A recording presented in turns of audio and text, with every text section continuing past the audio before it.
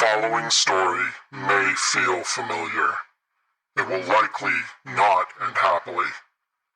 The people described will likely suffer in their desperation, but they will all be important before the end. Welcome back to the dark future.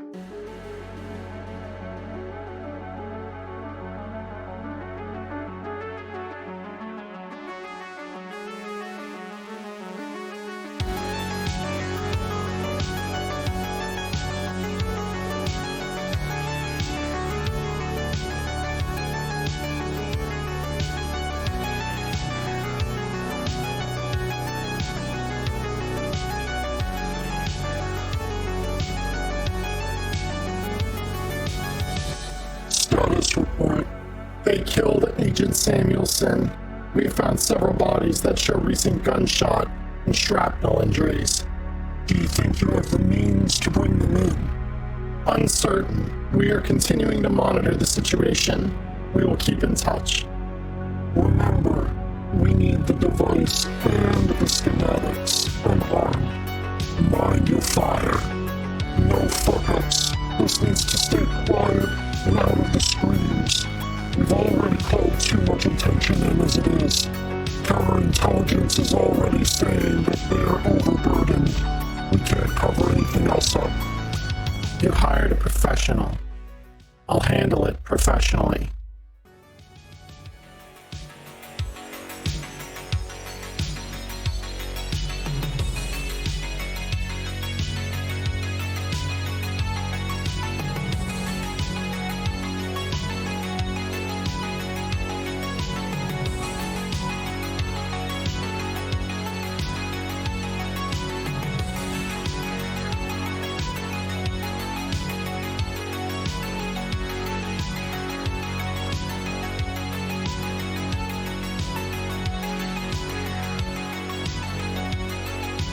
The concrete jungle is closing in around you, little girl. Predators gnashing their teeth, each desperate for your blood. I wonder, what will you do when there is nowhere left to go?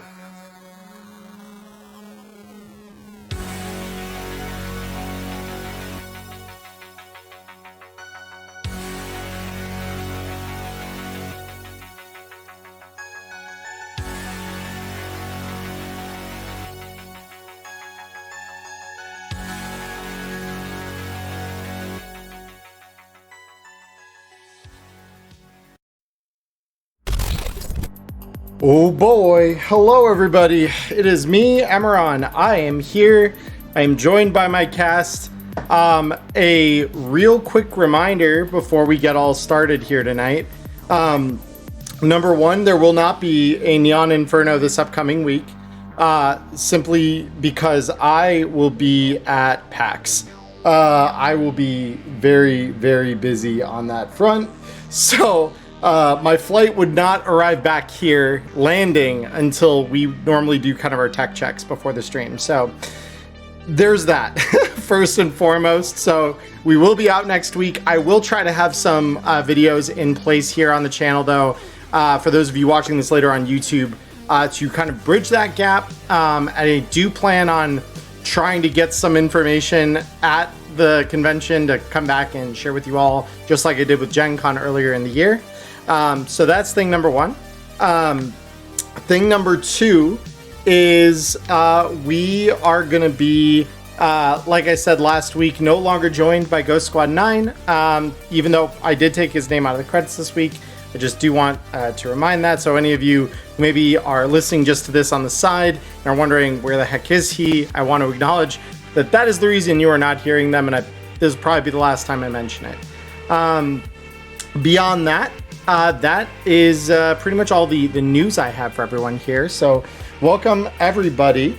I am going to toggle us over to the main monitor here. Bear with me just a quick moment. I'm just going to make sure this is looking the way that it should. And it kind of is. I will fix the last part of this here, which is just the faces. There we go. Beautiful. But yeah, I am joined this week by the usual suspects. We have Ghost of the Valley, Cody, Maya, and Connor. I apologize, by the way, to anyone if you can hear me through Connor's mic at any point tonight. He is temporarily living with us, so there may be some feedback if he has his mic open and I am talking. So apologies in advance, but welcome everybody. It's good to have all of you here with me again this week. Woo! That did not come through, Connor. I heard him in the other room, so I'm like, oh, hold up. Oh, there. I saw your voice pop there for a sec. Nah, still can't hear. No, it's because no, it's the old. I'm muted. The old-fashioned Discord mute. Yep, no Exactly. big deal. It's classy. Can you also live with me? Yeah, I mean, no, we only have the one room, so sorry. And I'm a very large man. Like in a cool way, though. Yeah. But I'm already in the walls. I mean, then why ask the question? You already have your answer. But yeah, welcome everybody. So let's quickly go over where we left off last week. Because unlike most of our sessions where we have a bunch of downtime, this week is not that way. We left off after a slog through the hot zone chasing Alecto. After Max Tech, we can call it what it is, basically bombed her apartment. And she took a couple of them with her. She ran into the hot zone and basically you gave chase from some leads given at Short Circuit. You followed her out into the hot zone. You have found her. And she stands in the doorway before all of you. Cody may still be getting set up if that is the case. Cody, I will happily leave you doing Overwatch unless you want to pipe up and let me know something different. I'm just still trying to get the Foundry to work from my end right now. No problem, dude. Yeah, no, like I said, take your time. It's not a big deal. But yeah, before you and Livewire, who has kind of joined you in this slog through the hot zone, stands a very large woman with a oversized arm on her left side, comprised of all manner of different gadgets. So, what would you all like to do, I guess, as you see this door open in front of you? I would just pipe up and I would just say, Alecto, I presume? And she glances toward you and just says, the one and only. But who are you? I don't remember meeting any of you. That's such a great response, though. Ah! We are all working for a certain someone who wants to see you safe. And so in the spirit of that, we're here to make sure that the attempts on your life don't go through successfully. For your purposes, I guess we're kind of your guardian angels and also your transport method to get the fuck out of here. We're here to help. Let me briefly here. Come on. Can I please see? There we go. It's like I need to see my title card so I can hide it. There we go. With that said, I want you to go ahead and roll me a conversation check, if you would, Connor.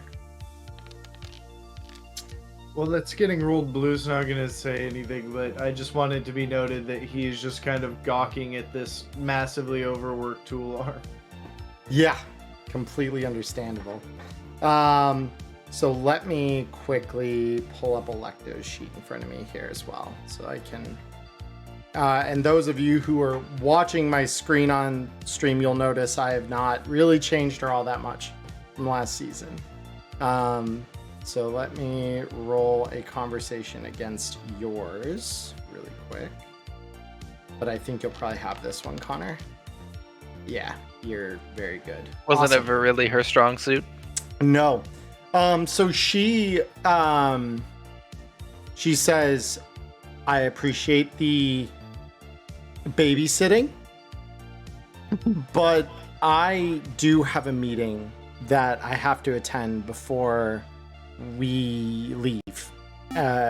Come on in really quick and I can, talk with you all about what we need to get done.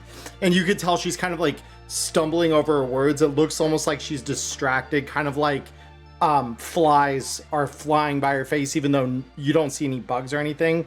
But it looks as though she's like being distracted by something you either can't see or maybe something she's thinking, you're not quite sure, but she looks very distracted.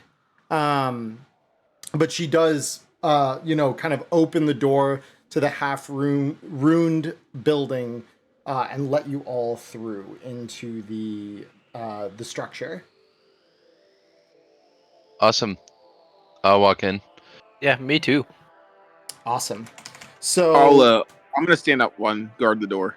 Fair. Okay. Cody, since you're standing outside, why don't you roll me a perception check just so I can keep that in mind? You're holding watch. Okay, a 19. Beautiful.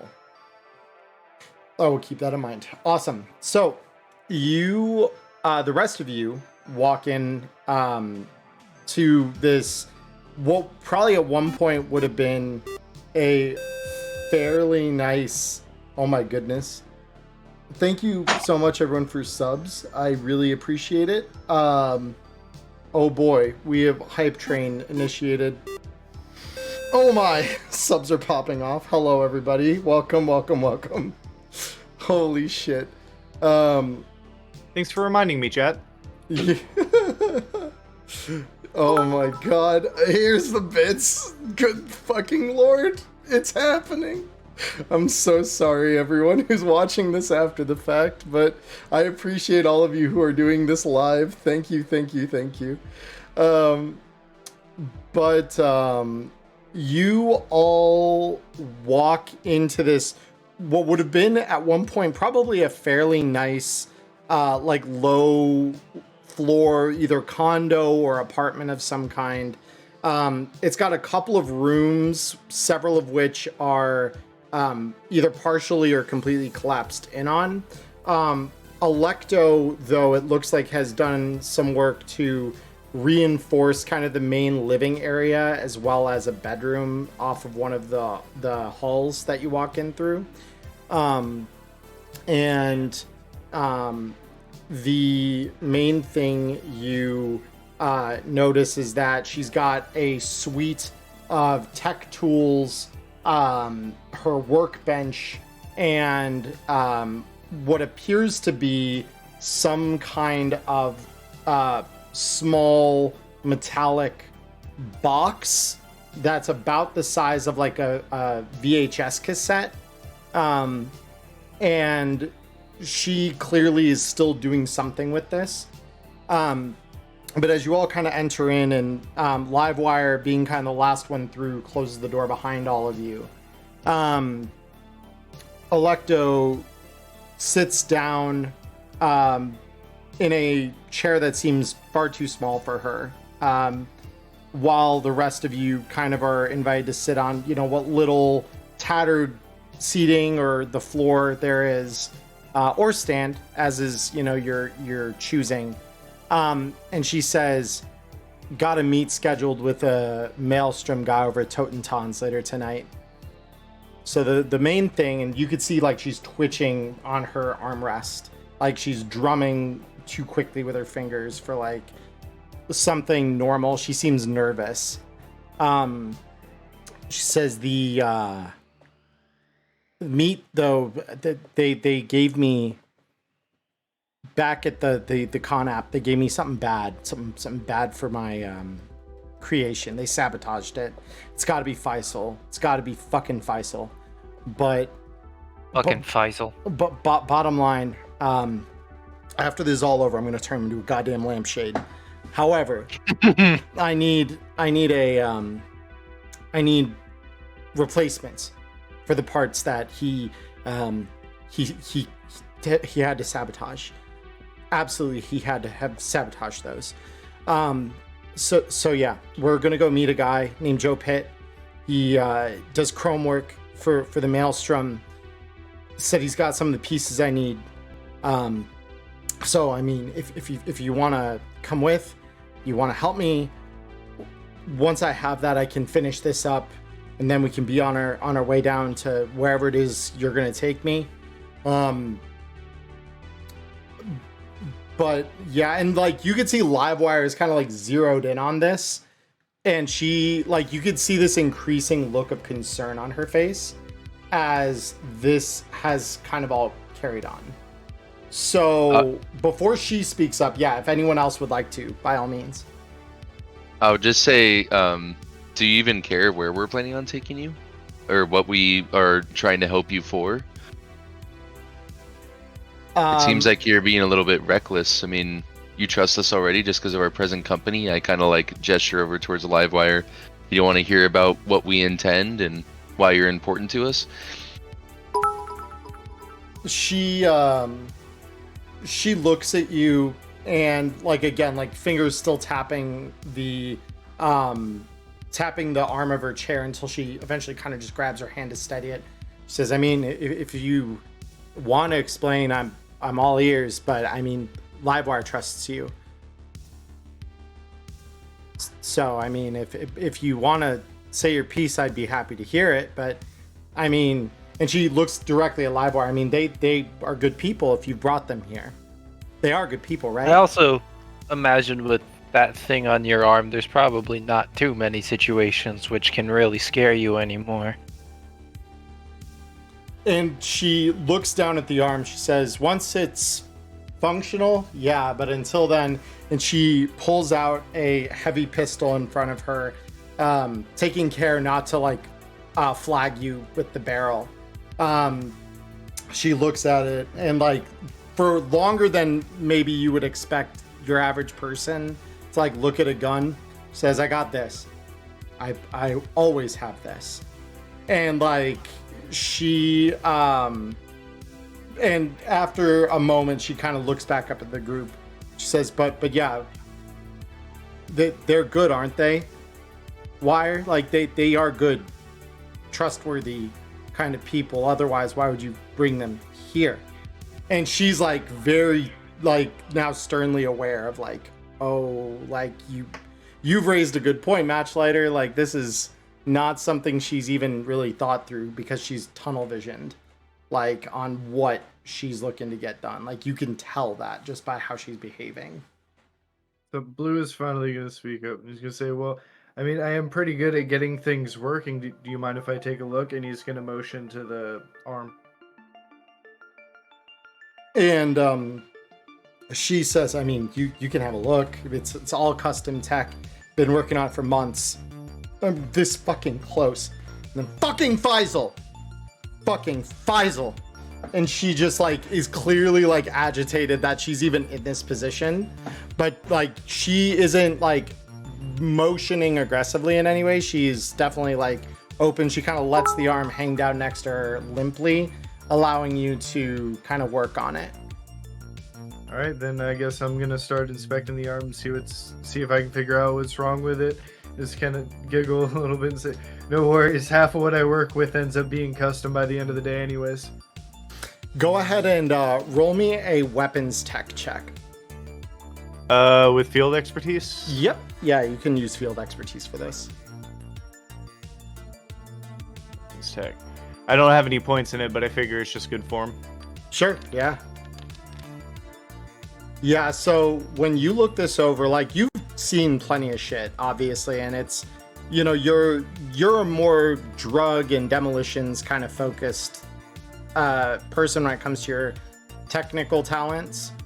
But the main thing you're noticing with this is that it is definitely, when she says custom work, that is underselling it by a large margin. Like this is probably one of the most complex pieces of machinery that you've ever seen integrated into somebody else. Like this thing is clearly got different kinds of heads for what looks like some kind of silver gel pulsing up and down the thing. You can see several ports where it would appear magazines would be placed into the arm, but you can't beyond that really make heads or tails of what isn't working, because this thing is so complex. It's beyond your abilities to identify. I can see what makes it function, but not how all of those things actually function, basically. Yeah, like you could tell it's working. Clearly she's clenching the hand at the end of it. But like this thing is basically like an entire integrated cyber arm with some kind of like silver gel running around it, almost like blood through arteries. It's impressive, to say the absolute least. Yeah, Blue's gonna crack a gigantic smile. You weren't kidding. This is custom parts to make custom bits to go into a custom case. I love it. And yeah, and she, for the first time since you all kind of arrived, grins and she says, "It's been a long time fucking coming." And then yep. Can I actually roll real quick human perception against her just to kind of get a general vibe? Because obviously she's a little bit flustered right now, but I want to know if like this is, you know, cyber psychosis at all, or if this is just like she's really hell-bent on vengeance, or a little bit of both. Kind of just get like a vibe on that. Is that all right? Absolutely, yeah, go right ahead. Cool. That's really good. Ooh, that's really good. That is really good. So from her behavior since you've arrived here and have started talking with her, and just her general kind of demeanor, and again, like you can see even after she's kind of gripped her hand, now it's beginning to kind of like twitch again.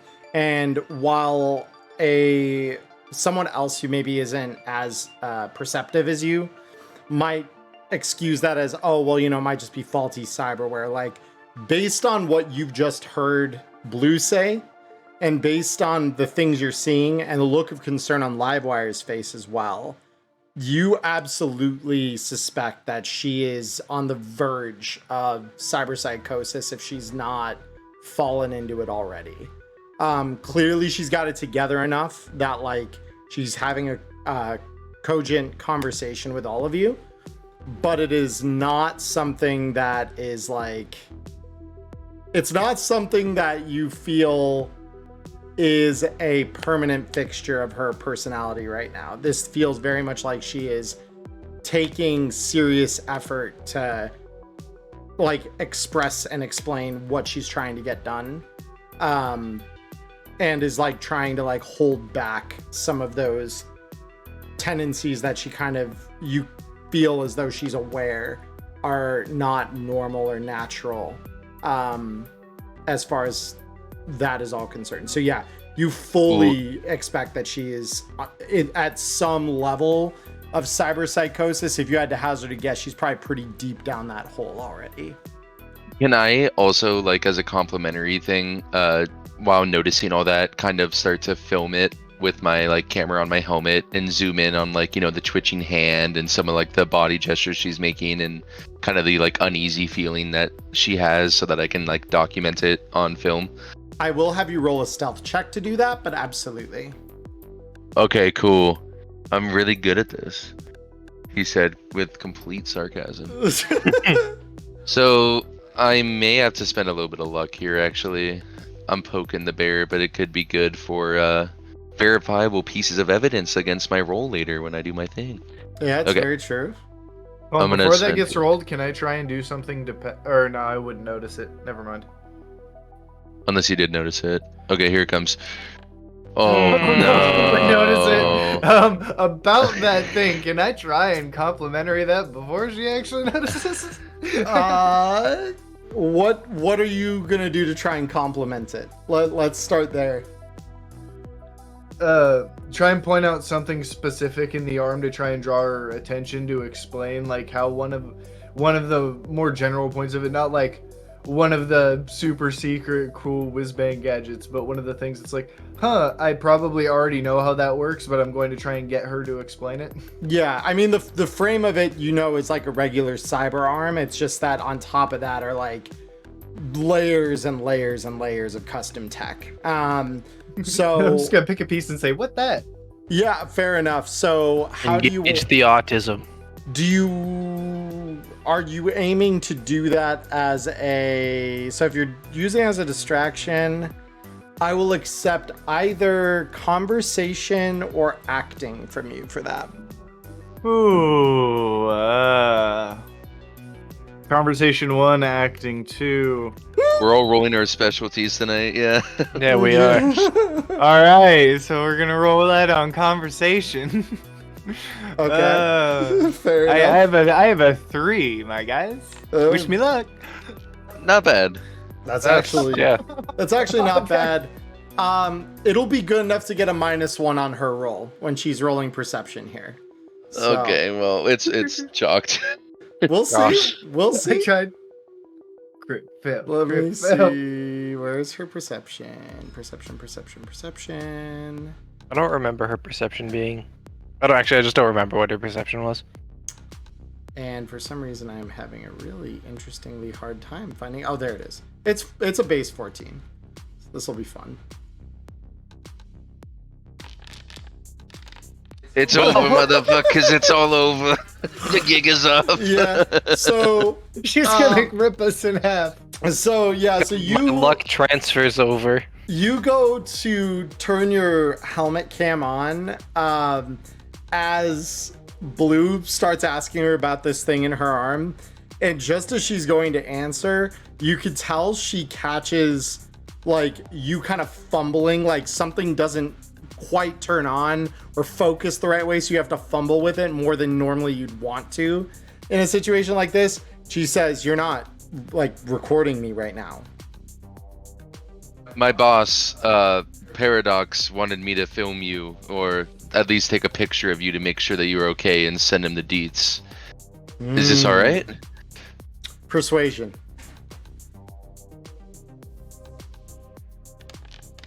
There we go. There Let's it fucking is. go. It's about goddamn time. We're just starting the night, guys. Holy shit. No, I'm in for Connor because he's always crit failing. This is like my that's- first crit of the. That's very... Not literally. I think I've had like 1 or 2 more, but I've like crit failed 9 times more than I've crit succeeded. That's hilarious. Yeah, so she says, like, she looks at you very warily for a moment and says, "Oh, okay." And then she goes to look at Blue and like explain the thing she was going to explain. Sweet.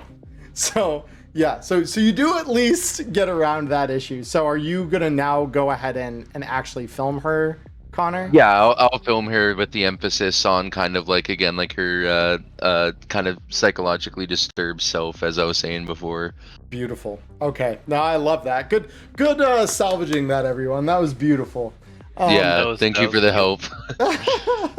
We bobbled that bag like 4 times, so I'm glad that worked out. For sure. So let me real quick. I need to check something here real quick. So I am Actually, could I try and take a look at it? I've got a higher weapons tech skill. Try and figure out what's wrong. You can absolutely. The power field expertise. Let's go. I am going to roll some things here. Rolling to see if the pocket nuke that Max Tech is flying at us is gonna detonate this round or next round. How did you know? Jesus. Let's see. I hacked your Google Drive and I'm reading your session notes. Fuck. He's rolling how many blocks away the AV is. Yeah. I should be able to see it, hopefully, so we'll see. Oh, stop. Yeah, it's fun. Okay. I hope that's not against us. Give me a minute. I also need to check one other thing here. 'Cause the thing is, he hid who was rolling what. You know what I mean? So it's like I did. the vibes are tentative. The vibes are indeed tentative. In before the second sniper Okay. assassination attempt. How many grenades do I have? Enough. I have enough. How many? So I've got 4 armor-piercing grenades loaded right now, And then I still have 2 incendiary, a smoke. Charlie, it's and 2 tear cringe. gas. It's really Is that another double crit? yes. That was yes. Thank God we're What not the playing Witcher fuck? TRPG. That's all I can say. Yeah, in Witcher, this would have just kept going.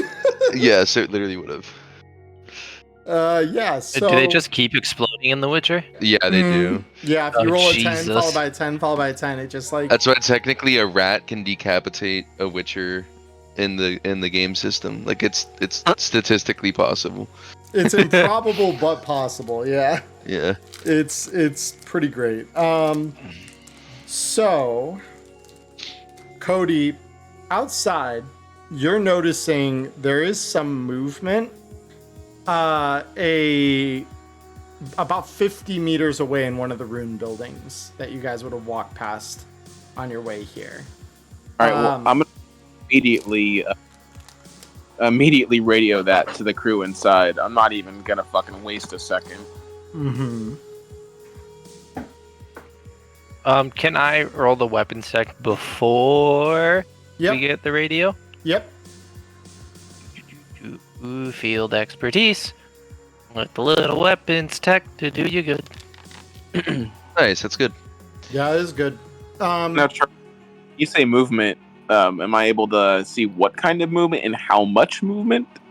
So you only it's very briefly that you notice it, but you notice on your thermal eyes, you can see a humanoid shape moving through one of the upper windows of one of the ruined buildings. Okay. I'll point out like how many floors up it is and what direction it is from the door to side then. Yep. Yeah, because it's only the second. Like all of these are pretty short buildings, no more than 2 stories tall at most. So yeah, it's the second level of this building. The doorway for that would empty out facing where you are, essentially. So it would, like, if someone walked out the front door of that building, they would be moving toward you. All right. So if you don't mind, do you mind if I roll stealth and try to find some kind of cover? Yeah, and there's plenty of, like, short, half-destroyed walls in this area. Okay. It's actually kind of comforting that this looks a little more like the old combat zone than some of the other spots you've walked through in the hot zone so far. There's stealth. Okay, got it. Yep. Nice. That's pretty good. Yep. So, Carpet, while your abilities on weapons tech are far better than Blue's, your ability to identify what's broken here still is not quite where it needs to be. Wow.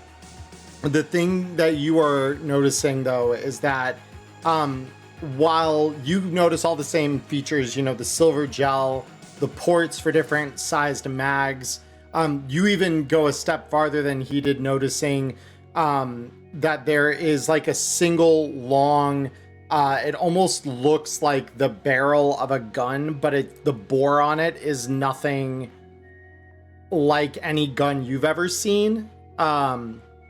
It looks almost as though it's like halfway between like a long rifle and a shotgun.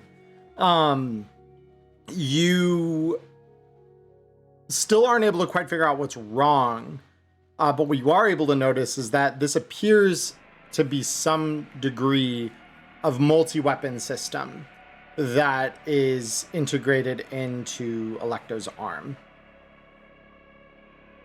So as I would be like inspecting it and it slowly dawns on me what it is, I'd probably just be like, well, fuck, I know why they want the schematics now. Yeah. Suddenly it makes a lot more sense. So, yeah, and so she looks at you actually kind of puzzled by that statement. And she asks, who wants the schematics? Oops.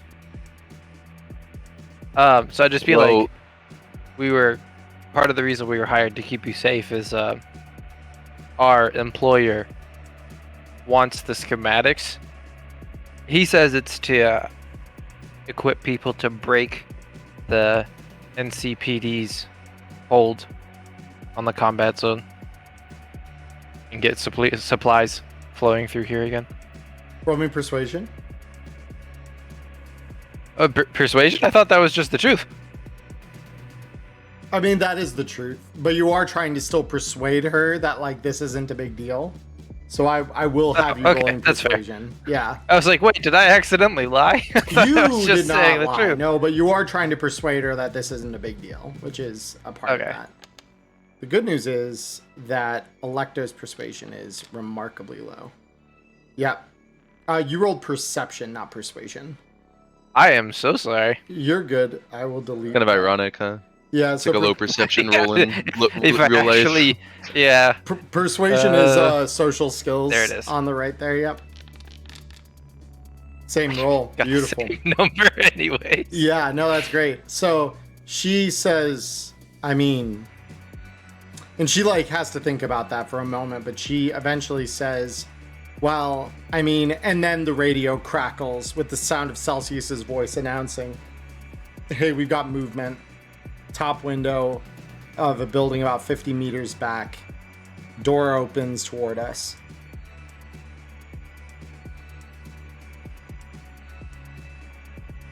This has been a very eventful day, and then I'll like put my helmet up a little bit. I'm gonna take out some synth coke, crush it on the table in front of me, and sniff it. Gotcha. All right, cool. So you dose yourself with some synth coke. Awesome. And that the Yeah, actually, effects I'm gonna slap myself with some synth coke while I'm at it too. beautiful. Yeah, and that's gonna last you for the next 4 hours. So both of you will probably have this for the remainder of the session tonight. Just kind of knowing where I'm sending you and how. And I will unpause the game. Actually, I just noticed I still had that paused, but that's okay. So you all are kind of just gonna say shit, re-rack his rifle, notice them doing synth coke, and get ready to roll out. I yeah, just wanted notes because I was reloading. totally. So the one thing you notice, Celsius, is that beyond that initial flicker of movement, there is no additional movement that you notice. Whoever that was, you no longer see them. And you have taken a position to try and hide from them at this point, but you do not recognize any further movement from that direction. Okay, once again, it's been a few minutes. I'll let everybody know, hey, I haven't seen any movement from that source again, but I'll let you know if anything else comes up. And Charlie, the integrity of this building is pretty mid, right? Like it's, kind of a old, run-down building.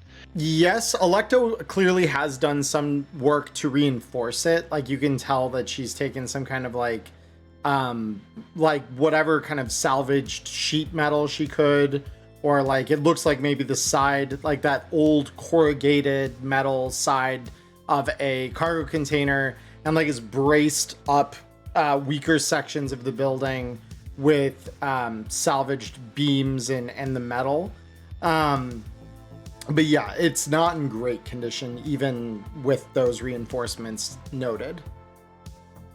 Okay, gotcha. Yeah. Can I try and slip outside and find cover near Celsius and just go on watch with him now that we know that something's out there? Sure. Absolutely. So go ahead and roll me stealth as you exit the building. Yes, sir. Okay. 18's not bad. So you walk out and you can see that Celsius is basically taken like a knee essentially and is kneeled down behind a small section of what looks as though it may have been a garden wall at one point. And there's enough room for you to kind of huddle down next to him and still like look up over the wall without it really exposing yourself. I'm guessing well inside. Yeah, things are going all right in there, but I heard things were getting more interesting out here, so I figured I'd come and hang out. Yeah, just probably some fucking scumbags taking housing in these dilapidated buildings. Who knows? Yeah, better And- safe than sorry. And so for those of you still inside, Alecto says, well, look, if there's anything happening, and she stands up and she grabs that small metal box, carefully folding whatever bits of loose wire are kind of splayed out the sides of it, like carefully folds those into the box in a very specific manner, and tucks that into a carryall. Says, look, if you're following me, like, I think now we gotta go. I've got the meet at the Totentons in like an hour, and like, that's critical. Without the parts that Pitt's bringing me, we ain't getting anything built. Schematics Are we just or gonna otherwise. split and run then? She says, well, I know what I'm doing. And Livewire says, well, Alecto, hold on. How can you trust Maelstrom? Like, they just went through a bout of cyberpsychosis. What makes you think that they're trustworthy? And she looks at Livewire and just says, it doesn't matter. I need the part. The part is necessary. Without the part, this doesn't get finished. No one gets anything. And we have a problem. So like I said, if you want to see me safe, you can follow me. Otherwise, best of luck to you. Hopefully your boss still pays you without me. And she starts moving toward the door as though to leave. Of course. Yeah, I'll follow. All right, I'll just talk over our comms and say, Alecto's dipping towards her meeting right now, so I guess we'll follow her and just try to protect her from whoever's on her tail. All right. Does anyone have any commentary about that? Or are we going to kind of move through the hot zone? Nope. Sounds like a good Job's a plan. Job's a job. Okay. So you all move through the hot zone together. And Celsius, if I could have you roll me perception again. Considering you were the one who kind of was trying to keep eyes on things, I want to start with you. Beautiful roll. Yeah, that's great. So I'm going to roll.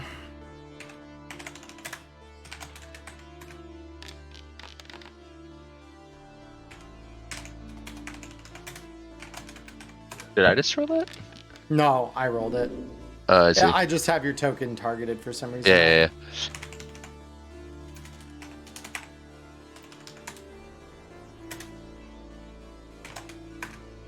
And okay, so we have a 7 and 11. So,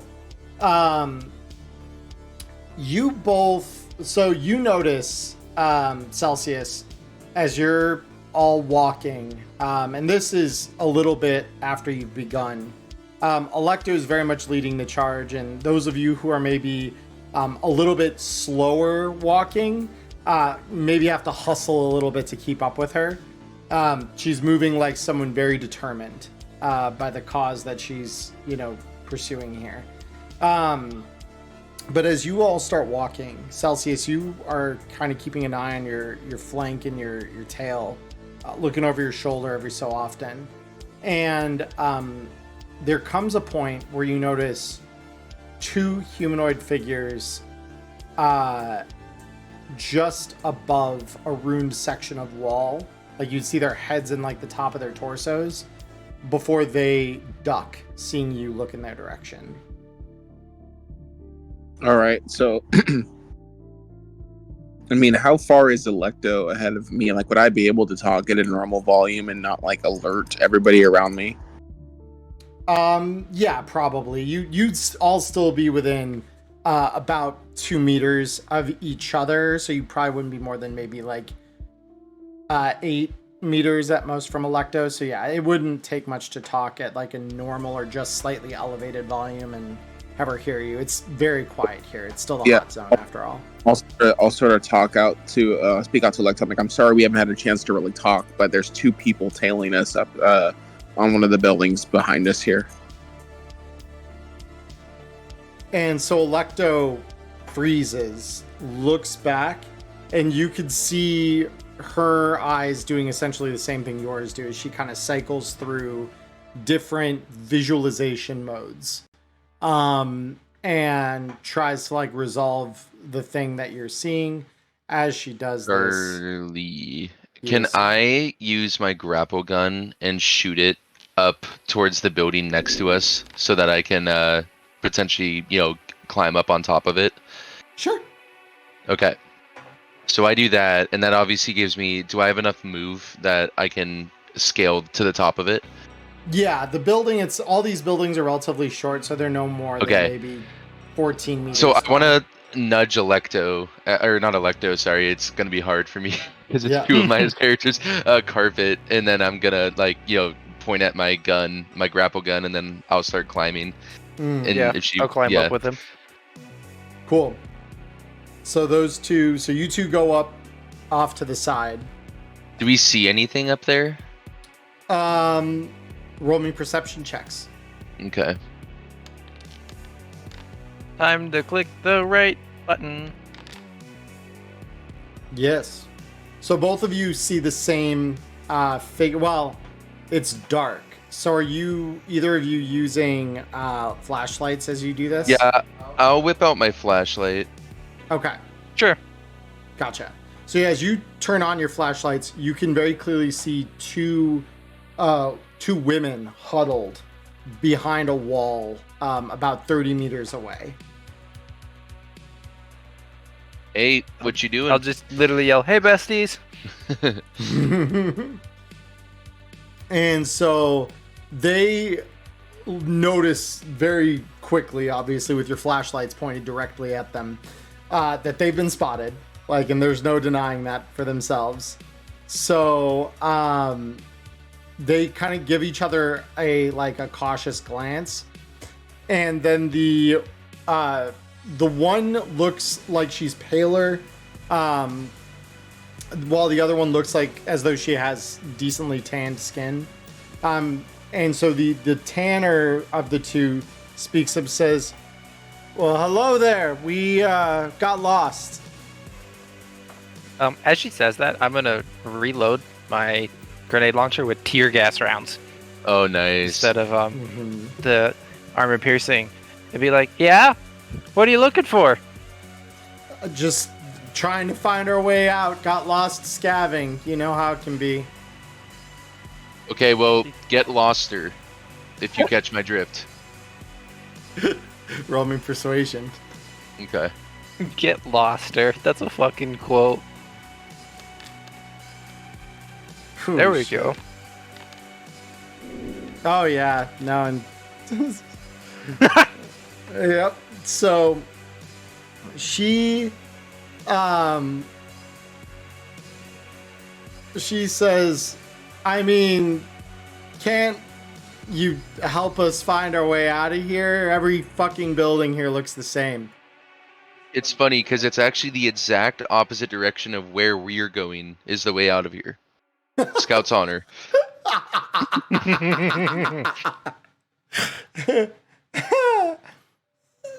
And so again, the two of them kind of look at each other.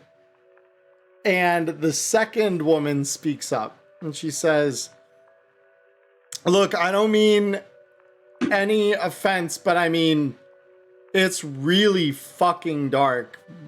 We've tripped over probably half a dozen piles of rubble by now.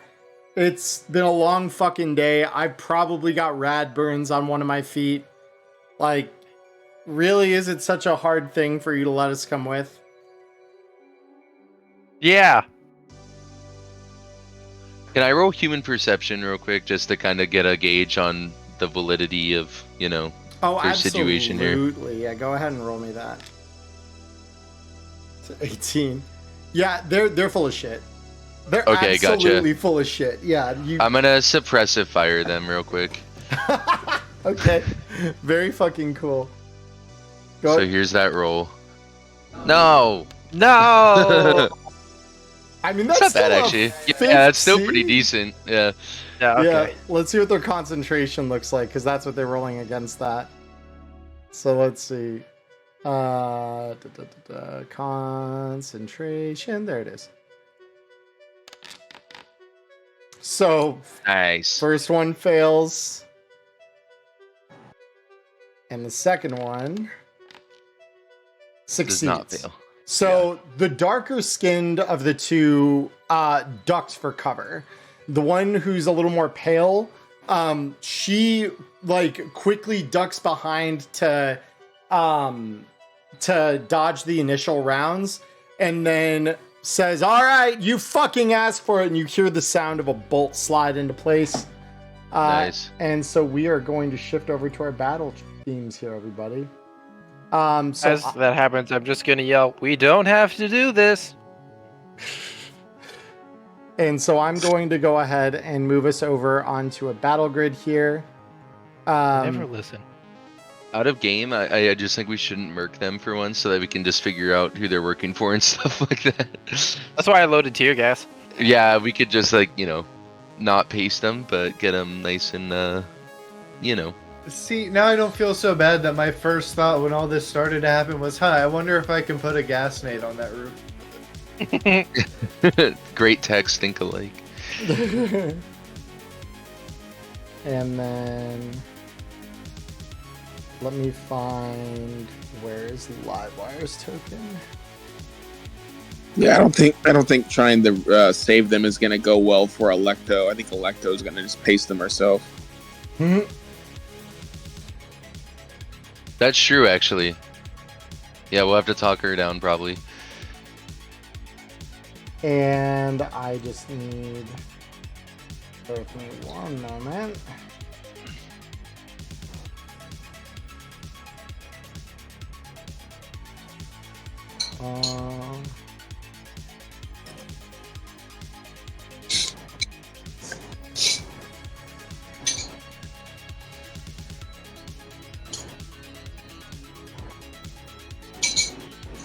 I just need to figure out where the heck the map I used was.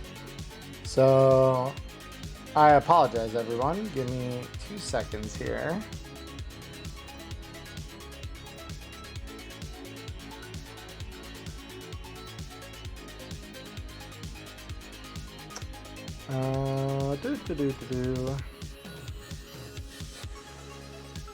There. Let me look at this real quick, because I know that this is going to be the one that has her token on it.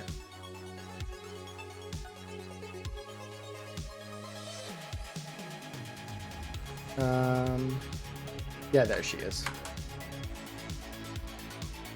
And then go to the battle grid. Put her there. Awesome. Great. So yeah, let me go ahead and reveal the scene. And I'm going to bring you all over. So I don't have a proper map for this one. We've just got a battle grid. So I will draw some lines here real quick so that everyone kind of has an understanding.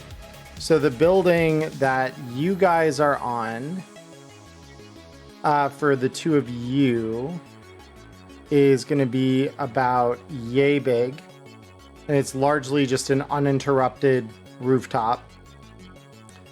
Then there are a couple of lines of cover here. So we're going to have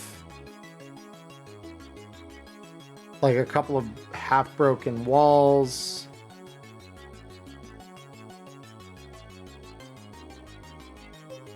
Whoops, you're an artist. I know, this is the way we do things. And there's the wall that they're behind. And just a couple random buildings here. Yeah, this is why we have this stuff. So yeah, there we go. That is going to be our roughly drawn battlefield. Whoopsie daisy, hold up. That's not what I wanted to do. I wanted to... Can I say that I was starting up here instead of back where I was? Yes. Like closer to them? Cool. That's perfectly fine. Oof, they're fucking far. Yeah, so like I said, the one who here was a little darker skin. She goes running for cover, while the other one kind of holds her ground after a brief like duck behind the wall to dodge the initial volley. And so with that, I want everyone to mark their tokens for combat, and we are going to have initiative rolls. I will in just a second. I refreshed my page. And also, I was muted, but I said I would be up next to Matchlight. Yeah, okay, cool. I will move you up with him. All right. And then, yeah, and then Maya, you're going to turn yours on, and I'm going to activate other NPCs here. So we've got 1, 2, 3, 4. Oh boy. Tia Puño is about to have a real bad time. All right, cool. So, Maya, did you want me to roll initiative for you just so we have you on the board? Yeah, would you? My computer, this is taking a very long time to load, and I don't know why. It's all good. Nice. So You rolled well, Carpet- if it makes you feel better. Yeah, you Here rolled we go. You rolled an 18 on your initiative, so yeah. Oh, hell yeah. So yeah, we are gonna go to this is round 1, and we are up at, oh wait, what? Oh yeah, begin combat, and then remove that extra copy of you, because I'm not sure why there was an extra copy of you. Now I'm not showing in the combat tracker.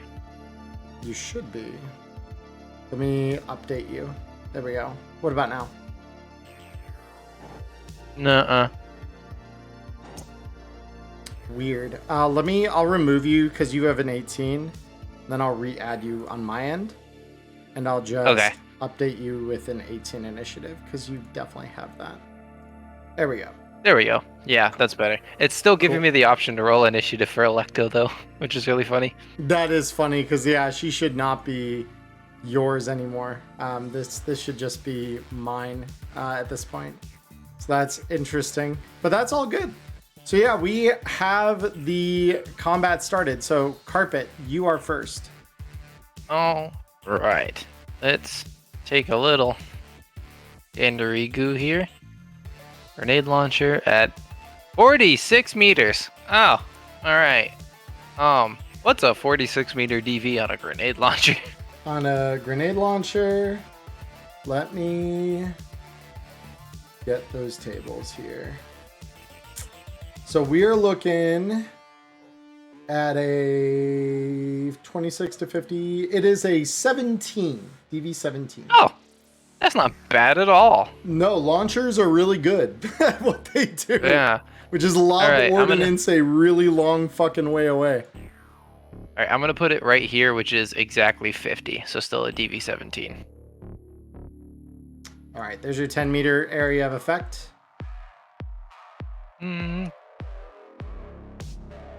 Tear gas time.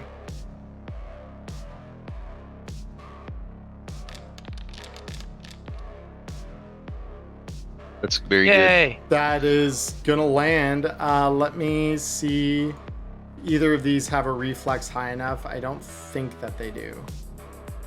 I think both of them, yeah, neither of them have a reflex high enough. So, unless, let me see, do either of them have a reflex coprocessor? That's the other question I need to ask. All right, Puño doesn't. And the other one also doesn't. So you are good. Awesome. Yeah, so that's where we are right now. So they are going to get whacked by the tear gas. So tear gas. Yeah. It's a DV13 resist torture drugs check, and if they fail, they get the damaged eye critical injury for a minute. Bet. And it says, does it say anything about whether they take the critical injury damage or not? No, it specifically says it deals no damage. It deals no damage. Okay, cool. Yeah. So let's have. So I'm gonna actually have Puño roll it first. So she rolls, and you said it's a DV13 that they have to beat. Yes. Punyo says no. I critically failed. So Punyo is not having it. And now you're gonna see For a whole minute, she can't fucking see. Backhand also. Oh, not able to see. Wow. Go. So I will now give each of them the injury here. So it's damaged eye, you said? Yeah, damaged eye. Yep. So beautiful. All right. Yep. So both of them are hit by the gas, and you just hear. Well, does that say anything though? It's if they've got meat eyes, right?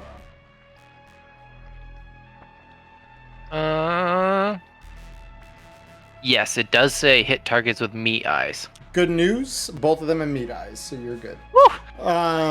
So yeah, both of them just are fuck. Oh god.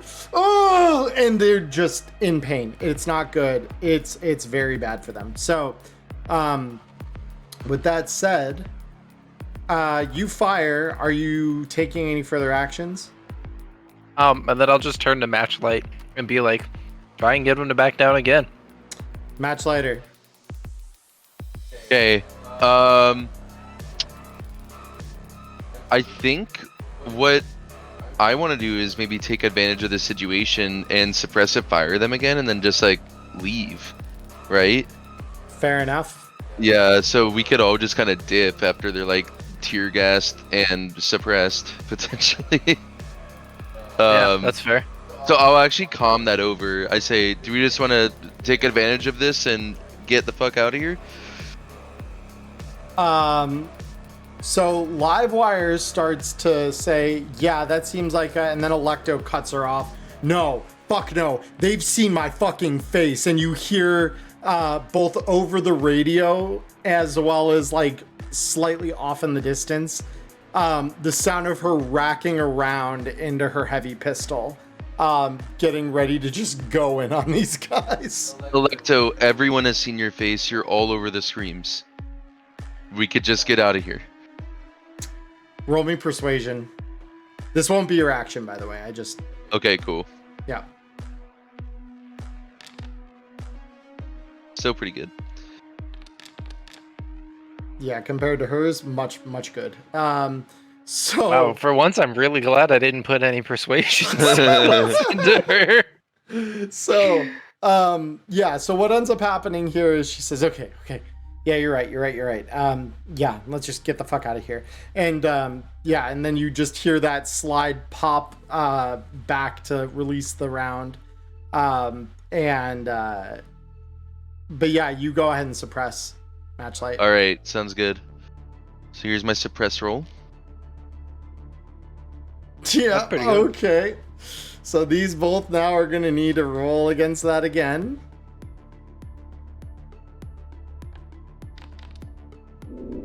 No good.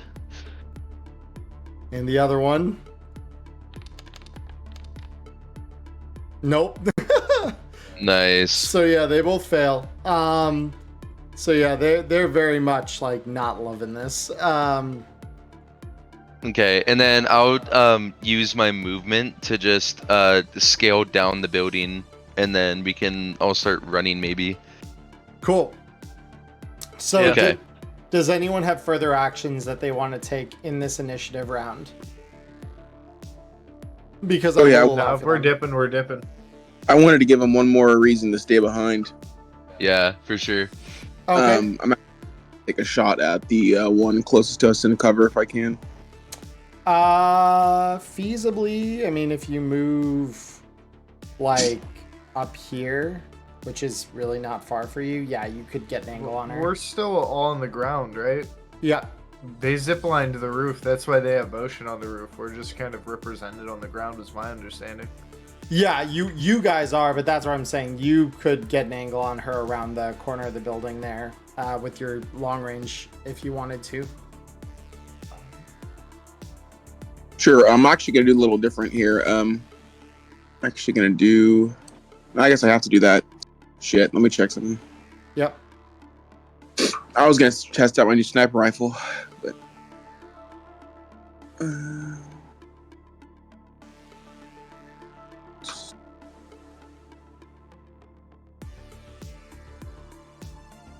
I like a DB13. All right. Yeah, it's for you not hard at all to land the shot. Let's see here.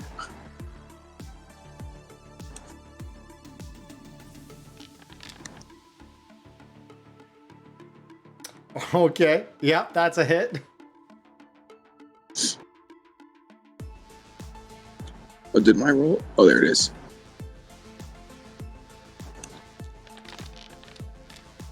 Nice. Little on the low end for damage, but yeah, you land that, and you hear after the crack of your round, you hear "fuck, he shot me, motherfuck," and and she's just blinking through the gas and now the pain. It's not great for them. That's one more reason. Back the fuck off. So I'll take my last 2 movement and then I'll get ready to run. Sure. All right. Any other actions to do anything from the crew? I just like to knuckle bump carpet, and that's it. Yep. If she accepts. Yep, of course I do. What do I look like, an anti-comrade? AKA a fascist. God damn it. So yeah, with that, I will cut the battle music, because you guys have given every opportunity for you to get the fuck out of here and not have to deal with these two right now. So yeah, I'm gonna scoot and ski-daddle, partner. Yep. So we're just gonna end the combat here and gonna head us back to the home screen. Awesome. They've seen my face. Bestie, you're wanted by the NCPD. and she's like, "Oh yeah, that's right." She's like, "Oh, silly me, I forgot. That's happened so many times." I mean, kinda, yeah. Yes. Yeah. So you guys run further, not really further into the hot zone, but you run further in the direction you were already heading, which is northward, toward the edge of the hot zone, where you all would have some idea of Totentan's being. Alecto does the leading whenever anyone gets that uncertainty on if you're going the right way or not. She takes lead pretty quickly and starts marching you all in a northward direction until eventually you start seeing those flickering streetlights come back. And eventually you're greeted by the overwhelming sound of like heavy metal guitar matched with synth. Around you, you're starting to see more and more people that have all manner of different kinds of chrome on them, from multi-optic mounts to some of them half finished, cyber limbs, several of which are either, in like really poor shape or look like they were maybe manufactured a good 3 decades ago. But very motley assortment of chrome on kind of everyone you're seeing here. I'm gonna make sure to reload my grenade launcher with armor piercing, just to be safe.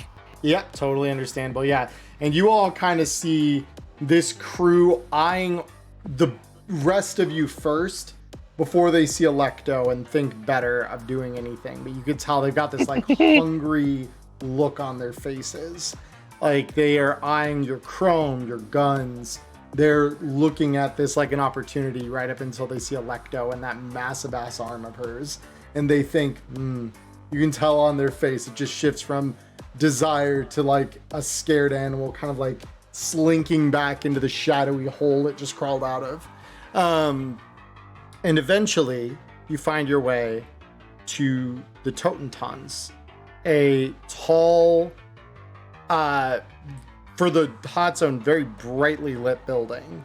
From the windows inside, you could see the pulsating of red light.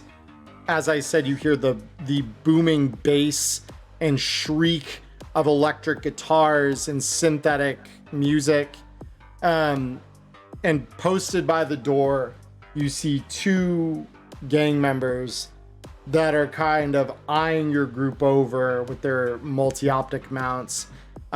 Each one of these guys definitely has more cyber eyes than they know what to do with, but all of them are kind of focused on kind of scanning you over. And you hear the one just say, "All right, hold on, slow your fucking roll there. I'm gonna need to see guns. Fucking hand over the lead spitters." Can I be recording this, by the way? Just passively absolutely. while we're walking up? Very cool. Absolutely, yeah. So you hand over the fucking lead spitters. I'm gonna hand over. You got it, boss. I'll hand you over every lead spitter I've got. And I just keep my grenade launcher because it doesn't spit lead. And as you kind of like say this, he says, "Ha, very fucking funny. Guys, we got a goddamn comedian over here. Give me the fucking gun." God, sorry. I didn't realize if there was looking for... I didn't realize the clown act was already taken. And I'll hand him my grenade launcher. I'm gonna just look over at Alecto and just say, "It's your meeting. It's your call." And she's already started handing over everything except for that handgun that you know she has concealed under a jacket. Yeah, I think I'm also not going to, because everything of mine is also concealed. So I'm good for now. Hold on, let me just conceal my 4-shot grenade launcher. But you still have some of the grenades, right? Yeah, actually, can I...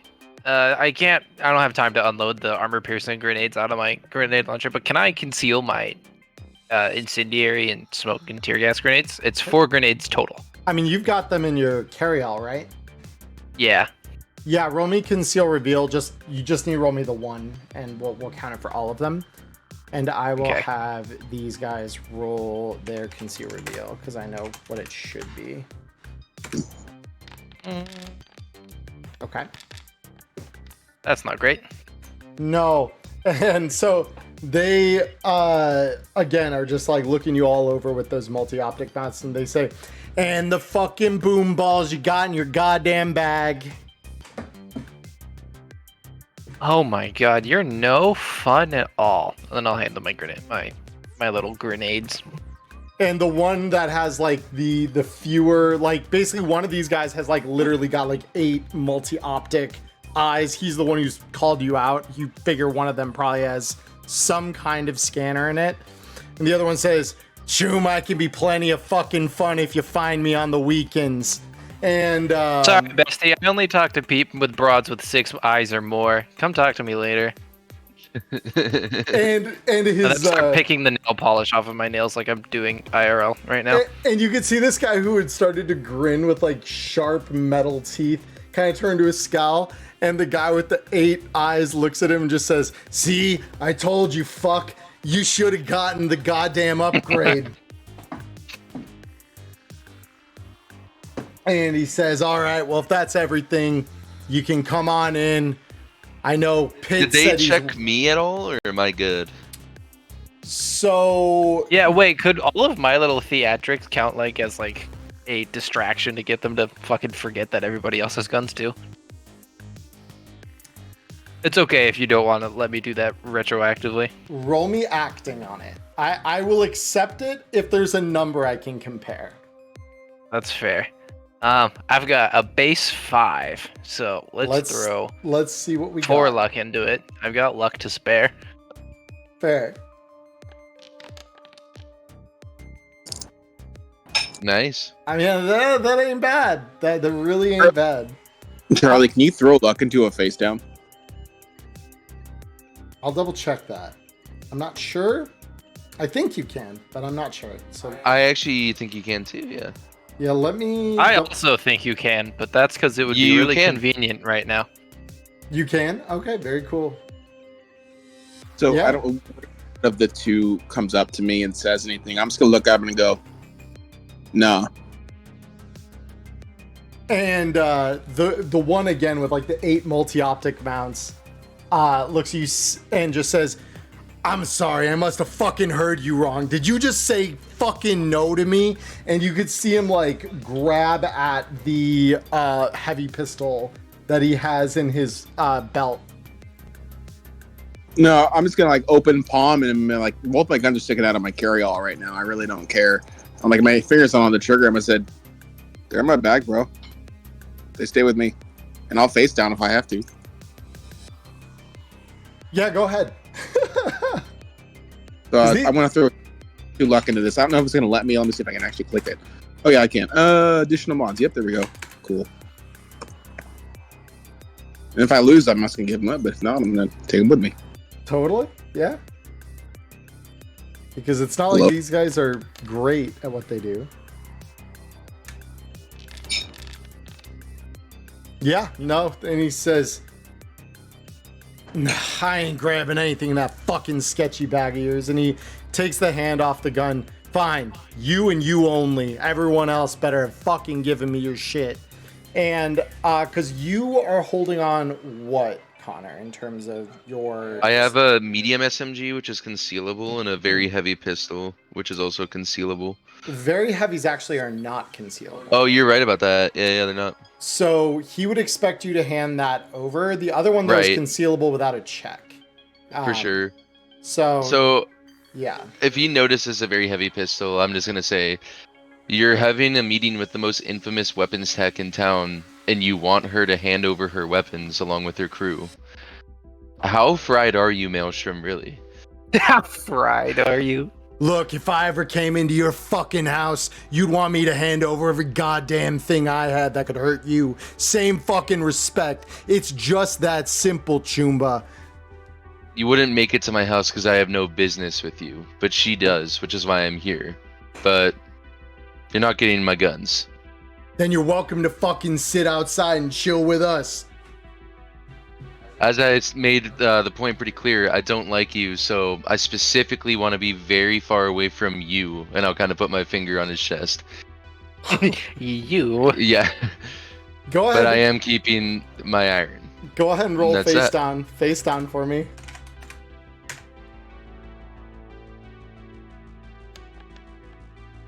Nice. It's pretty good. That's really pretty bad. fucking good, yeah. So he says, "All right, fuck, I give up. Jesus fucking Christ." And he looks at Alecto, he says, "You better know what you're fucking bringing to our goddamn house. I swear to God we will gut you if you try us." And Alecto just kind of looks back down at this guy and says, "No, you won't," and just walks through the door in front of him. And these guys kind of just like look down, and you guys are kind of like left to walk through the door behind Alecto. Since he gave up, can I just grab my bag and my gun as I walk in? No, he's already thrown that shit into like a small ramshackle locker behind him. But all right, that's fine. Yeah, but yeah, the rest. So whatever you. Maya, do you have any points in anything other than heavy weapons? No. Respect. All right. Yep. And I just want to check. I expect the guns are gone, but they wouldn't take my nades, right? Because they're all smokes. Yeah, I mean, they wouldn't really care too much about smokes. Most of these guys have augmented eyes. They're not really gonna care. They don't know. Oh yeah, go ahead. Yeah, a simple scan would only say smoke grenade, smoke grenade, smoke grenade, and you'd be like, yeah, that's nothing. So let me go ahead and turn on slightly more powerful track here because I have one for this. Where is... There it is. All right. Actually, we'll do... Actually, I'll just turn on the combat tracks for this, even though we're not technically in battle here. But it's probably more emblematic of what you guys would be hearing. So allow me, very briefly here, I'm going to get things on a map here for us all.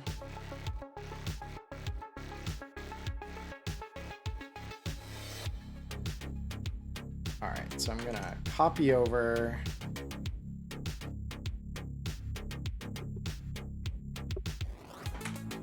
So you all walk through the door and you enter a small antechamber within which is an elevator that has basically got two buttons on the inside. It's got one for the ground and one for the roof.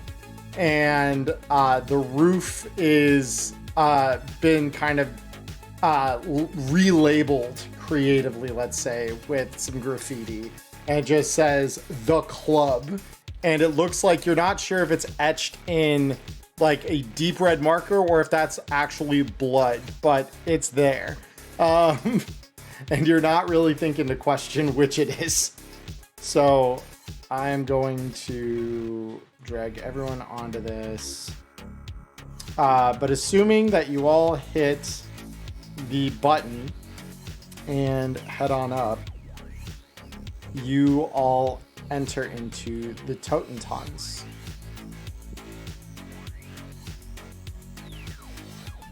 And I'll give everyone a sec for this to load because this is a fairly animated map. But it looks great. I've had this map since season 1, and I never had a good reason to use it. So now we are here.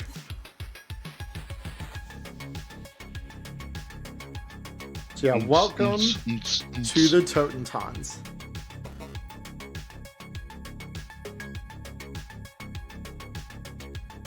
Oh, it's blood knowing the maelstrom? Yeah, probably, Culture Nerd. You probably have the right of that one. Has everyone managed to load over now, though? Yeah. Yeah, I'm in. Cool. So you all enter the club, and Alecto, kind of knowing what she's doing, walks, and you can see like there's a whole assortment of gang members all over the dance floor here. And Alecto walks straight over here. And you can hear her say loudly over the music. Yeah, it never just fucking swarms. You can hear her say loudly over the music, Joe, I take it. And this man stands up. Hey, Joe! And walks up to the table where you see now that he's already prepped 5 glasses. And he looks up at the rest of you and says, well, shit. I didn't know you'd be bringing friends. I would have gotten some more glass. And he starts pouring out what looks to be some kind of vaguely clear liquor. It doesn't look completely clean. Like it's slightly unfiltered, but he fills the glasses with it. And then says, hey, you, go get me some fucking glasses. It's rude to leave our guests without something to drink. And so this guy kind of steps forward, looks you up and down immediately, Matchlighter, after walking in, and he says, I just want known for the record, I don't fucking like you. And he just walks by. Can I try and stealthily just lean my foot out and try and trip him as he walks past? Sure. Roll me, go ahead and roll me brawling. I'll roll this guy evasion real quick. Oh no. Oh, this is good. Hey. Yeah, Fantastic. so this guy like starts walking forward, and he doesn't notice quick enough, and you just see him go flying, sprawling toward the dance floor. And I just start laughing at him. I'm gonna So have really watch my. your step. I'm gonna just have my face mask light up with "you lose" and like video game 8-bit kind of text. So this guy stands up, and he looks at Joe, and Joe just throws him the finger and points at the bar, and this guy just walks off and leaves the rest of you to discuss business. So Fucking gonk. it takes him a couple of minutes, and during that time, Joe says, so, why'd you bring the whole fucking fan club with? And Alecto says, I just wanted to go clubbing. says, damn, we don't see many like you around these parts. Got a little too much skin showing. And he kind of like motions, like he rolls up his sleeve as though to show off the cyber arms he's got. And like really make a point of like how much metal he has versus you. Eventually his Chumba comes back bearing glasses for you remaining guys, and he shoots a dirty look at both Matchlight and Blue as he sets the remaining glasses down the table. There you go, boss, for our fucking guests. And so Joe fills these glasses up. He says, well, I've never let a fucking guest come and get thirsty in my joint, so drink up. And he kind of I'll just grab one of the glasses and hold it next to my completely encapsulating sealed helmet and just be like, and just flash like yeah across the helmet. Just actually, no, I'll do like a little like 8-bit animation of somebody drinking. Yeah, that's good. I like that. Yeah. And so are any of you actually drinking the alcohol he set out in front of you? I mean, I would, but I'm not taking my helmet off. Fair. Yeah, I am. Okay. Yeah. Blue's like, ooh, free drugs. Yep. Cody, are you? No, I'll hold on to the glass so to not be rude. Sure. So they see Blue take it as they all slam theirs back. And he says, see, this is the kind of spirit I like fucking seeing. Dude who knows how to fucking party. So, what the fuck are we doing here? And he grabs an inhaler out of his pocket, takes a quick whiff of it before putting that away. And Alecto says, you said you had parts for me. Need something for this. And she motions to the bulky ass arm. He says, Chumba, that's some heavy ass chrome. Yeah, I might have something that'll work. And he reaches below the table and opens up a case, and inside is like a mangled assortment of circuits, chips, bits of like resistors, capacitors, all techie shit that like Blue and Carpet you'd probably both kind of recognize for what it was. I would like everyone, Tex most especially, to roll me a weapons tech check. Field expertise or second. Yeah, you can roll anytime I ask for a tech check like this, and it's not you trying to like build something. You can always use field expertise. nice. Where I'd is have it? to plug a couple points. But someone sheet did. again? Weapons tech is on the lower It right. was Ghost. Ghost got a 26. Oh no! I know how to fire guns. I don't know how they work. Yeah. Yeah, this So- time I'm the one who knows what. Yeah. So I am the one who knocks. So you all look in as Joe pulls out. Just hope that his name's fucking Joe. Yeah, it's Joe Pitt. So Joe pulls out a what looks like a small circuit board, and he kind of like showfully tosses it in the air and grabs it, and then hands it over. Says, this should kind of do what you need it to, if I remember hearing or reading your message right. And she grabs onto it, pulling the small box out of her pocket that you saw at the hideout. And before she can wire it in, none of you, except for Blue, notice something here. The board that he's given her, you looking at this, identify as having a small explosive charge planted right at the power in of the circuit. Hold on. I think he forgot to plug something in, and I'm going to tinker with it and try and just like sneakily diffuse the charge, just so that it'll work normally. Gotcha. All right. Roll me demolitions. All right, and this one also comes with that handy field expertise button, right? Yes, it Yep. does. Just for good luck. Come on, Hell buddy. yeah. So you immediately pull this aside, and Alecto looks at you like really confused as you very quickly trim the posts on the explosive that solder it to the board. and rendering it completely useless. At least for what he's intended. The explosive charge in it may still be workable, but it won't activate, at least on the circuit. And so Alecto kind of looks at you like puzzled and says, okay. And I'm gonna hand it back and say, sorry, I spotted a faulty mod. I'm gonna look back at Joe and I'm gonna give him a sly wink like I know what the fuck you just did. And Joe kind of gives you a look, like doesn't say anything. But yeah, Alecto ties off basically ties off the lengths of wire that she carefully folded onto either end of the board.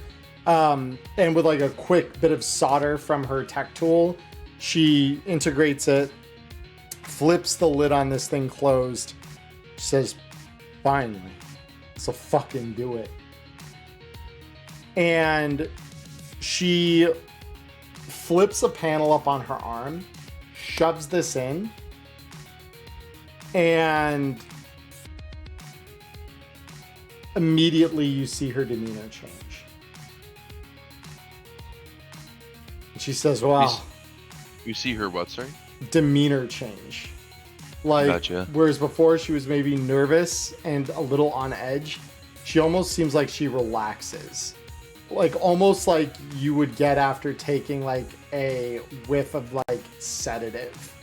And she flexes that hand, and the twitches are gone. And she says, okay, let's see how this thing fucking works. And she literally lifts the arm up, pointing it right in Joe's face, and you see a round fire off from the arm. Oh. I am gonna have all of you roll me initiative here. Damn. Don't have any weapons. Oh, buddy. I'm glad I still got my smokes. Yeah. So I did kind of would say. I have my like genuine? Bleh, would I have like my tear gas and smoke grenades still, since they don't do damage at least? You. Or did I? Would, yes. Okay. Anybody want a sniper rifle? If I knew how to fucking use it. Yep. So, oh boy. Whoa! God damn. And then, of course, I followed up with the crit fail. Absolutely fucking classic. Oh. I mean, you and it looks like, well, Celsius rolled initiative twice. I see an 18 and a 2, so... Then I should also be able to roll it twice. That's only fair. Well, no. Let me... The 18 looks like the original one. The 18 is the original one, so I'm adjusting it. And then I'm going to roll Alectos here. And I'm going to roll... All right, so obviously everyone in the club is about to have us some fun here.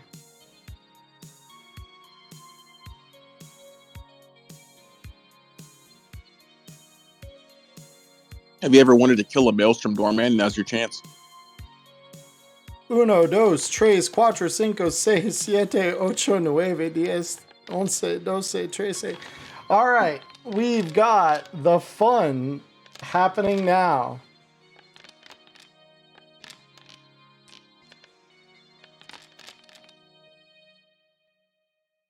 And I still have 2 more. Holy shit. All right. So let's start by resolving Alecto's shot here first. So, obviously here, with her arm being what it is, we are going to... I'm surprised these actually don't show up as weapons on her character sheet here. They should. Give me 5 seconds. I mean, she's got a Yeah, this would probably just be her fucking shotgun mode that she's in right now. So I'll just have her roll it on the K-Tech camera that she's got, because that works for me. Because that's probably what she would have integrated for this. So yeah, that's an 18, and Joe here does not have the reflex or the processor to dodge it. So he's about to get fucking slammed in the face by this thing. God damn. Good to see Alecto again. Yeah, that's my girl, isn't it? And Joe's critical injury is a broken leg. So he tries to like move, and you just see his fucking kneecap get blown open as she opens up her gun. And she just takes a deep whiff of the gun smoke in as this fires off. And now we begin combat proper. Carpet, you may go.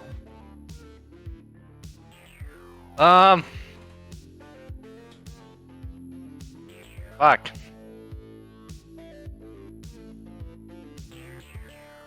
Okay. And now the question mark. What do after this just fell to shit quick? And I don't have a weapon. Yeah. What am I gonna do? I'm looking at everything I'm carrying, see if I can figure some shit out. I don't know. Stomp him in the nuts. Yeah. Nut stomp him. Yeah, I've got 6 brawling. Let me go toe to toe with Maelstrom about it. Yeah, Specifically Joe. tutorial on how to punch Maelstrom. Yeah. How to GM, how to make your players resent you immediately for the shit you're doing in a club. Okay. Throw hands, says Diamond. Yeah, I 6 brawling, so Prepper Jack points out 6 brawling is enough to potentially grab a weapon.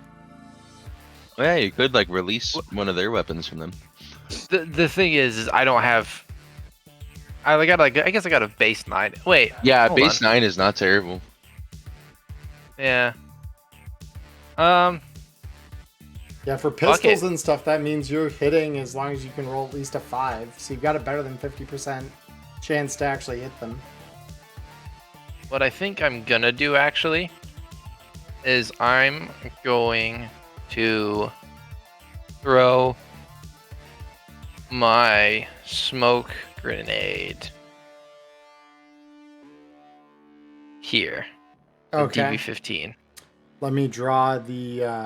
I'm sure they've all got fucking cyber eyes anyway, but actually, yeah, they all have cyber eyes. This is only gonna hurt me and Matchlight. Never mind, I'm not gonna do that. I'm gonna run. That's what I'm gonna do. Okay. So just to be clear, that's what a 10-meter circle looks like for that, if you did want to use something like that. Yeah, These are all like Borgs, right? With like the multiple eyes and shit. I mean, multi-optic doesn't necessarily mean that they've got EM. That is there is a difference there. It just means they've got a bunch of eyes, but the eyes still function like normal eyes until they've been upgraded with this stuff. And EM... Oh, I didn't know that. Yeah, like, unless, like, tear gas is one thing. But if you're smoking them, where you're just like, here, get blinded, smoke affects cyber eyes the same as normal eyes if they don't have, like, infrared, eye, like, all of that kind of stuff in their eyes. Yeah, then I'll throw my smoke grenade. Okay.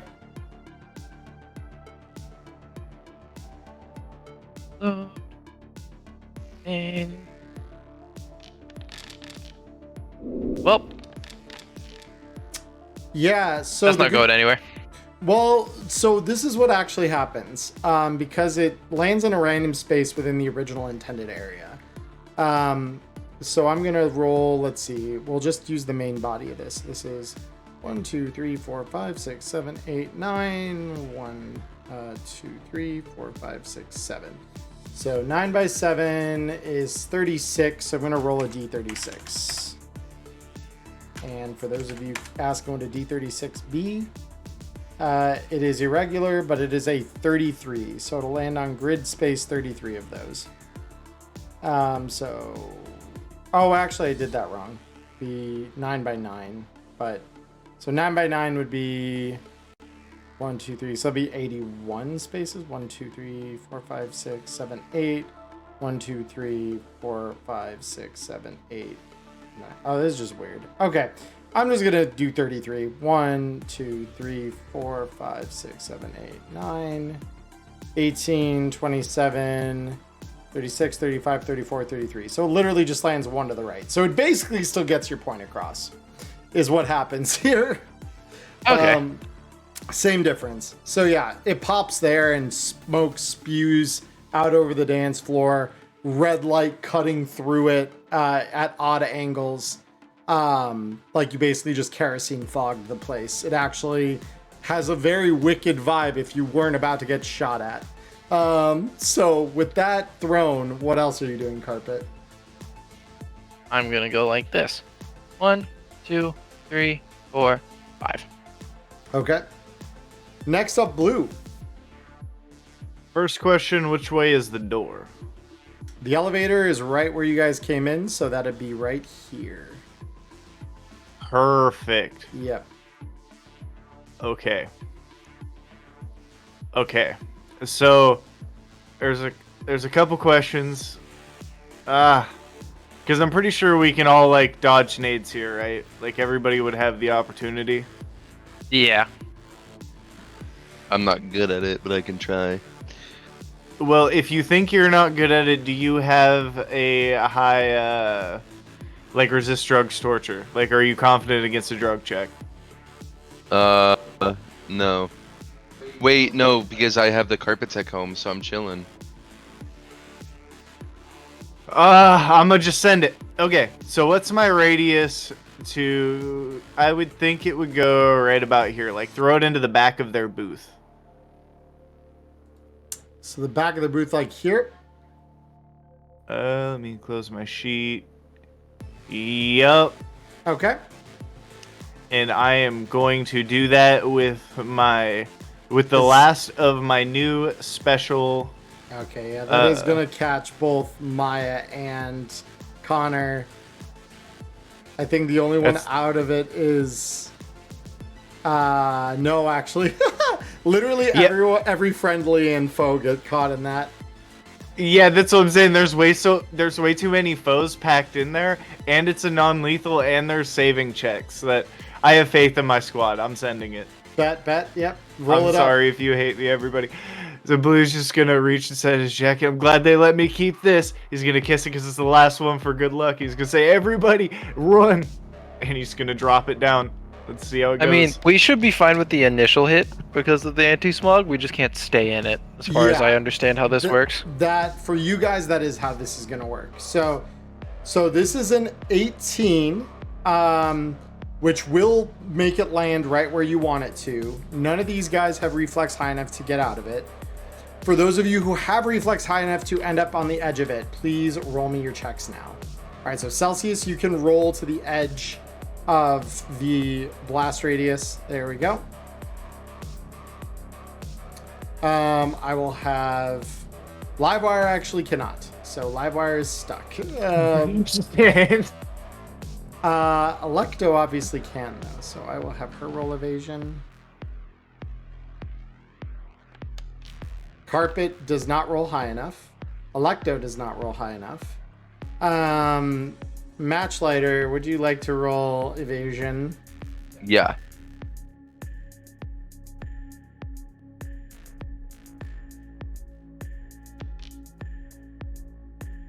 You do not roll high enough. Yeah, and then that's all friendlies resolved. So let me see. Alecto has not got nasal filters from the look of it. Does she have an anti? She does have an anti-smog breathing mask. So on that front, we're good. Okay. So Does she have it equipped? Yes. Oh, nice. So Alecto has that. And then, yeah, Carpet, you and Matchlight both have the breathing masks equipped on your helmets. Livewire does not have any of these things. So remind me, which kind of smoke was that, Blue? This is the paralytic one, the blue lace, the fun one. The fun. So this was the blue lace or the paralytic? The blue lace is the paralytic. The haze is the one that makes everybody trip. Oh, I see. Yeah. I get you. Okay. All right. And you said the DV on the resist drug torture for this was what, 15? I could double check it on the sheet real quick, just so that I'm not going off of memory. Lace grenade. Oh no, it's going to be in my life path notes then. Yeah, I have to pass a DV15 resist drugs torture. Oh my god, fucking Livewire does. Let's go. Livewire manages that shit. All right. I have faith in my team. Now for Pitt and his crew. So, The first- pit crew. You could say that. So, all right. So Joe himself fails the check. Ripper fails the check. Yeah, how I remember it being used in the last one, and you can always amend anything that I make like as we go, but it was like the initial contact, there's payoff, and then for the thing to continue, that's when the resist drugs torture check kicks in. Okay, Ghoul. Well, because there's an initial one to see if they're affected by it, and then they start trying to resist it with other means. So yeah. Oh, okay. So okay. Ghoul also Ghoul does roll high enough to resist it, which is kind of surprising. Where's your resist drugs torture? I know you have one. Am I bad? You don't have one. Great. Well, that's a will-based skill, so this means you're rolling a d10 plus 4. Not enough. Okay, very cool. Now for the doorman over here. You also don't have any points in this, so Will? While you resolve this, I'm just gonna get my movement out of the way. Yeah, you go ahead. Yeah, so the only one that has enough to resist it is Ghoul over here. Everyone else is affected by it, and so immediately you just start seeing them seize up in different levels of euphoria. Celsius, we now come to you. Cool. Let's do a little bit of this. 1, 2, 3, 4, 5. And then, let's see something here. Yeah, so the only one that was caught in his blast wave you don't see affected is this guy right here. Yeah. Oh, yeah, that's exactly what I'm taking a shot at right now, because I get the hell out of here. Yep. Hello, DV15. Okay. Is good enough. Do...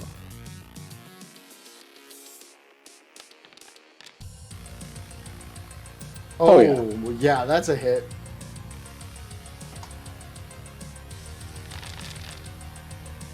Not too bad. All right. All right, and then I'm gonna stick around here.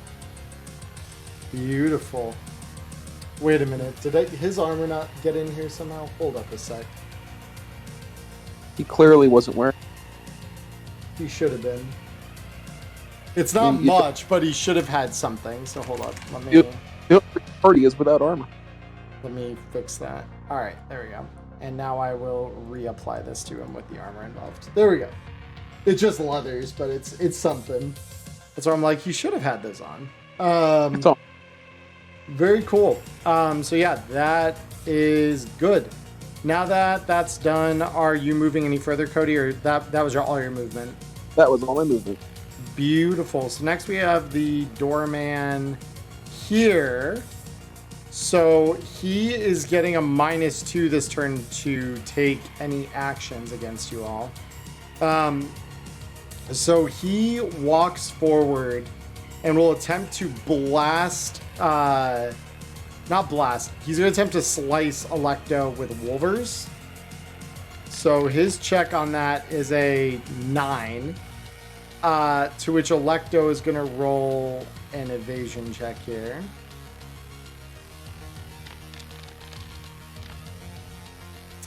She easily evades it. The next roll is this one. Wolvers again. It's a 10. Why do I get the feeling Alecto's going to evade this?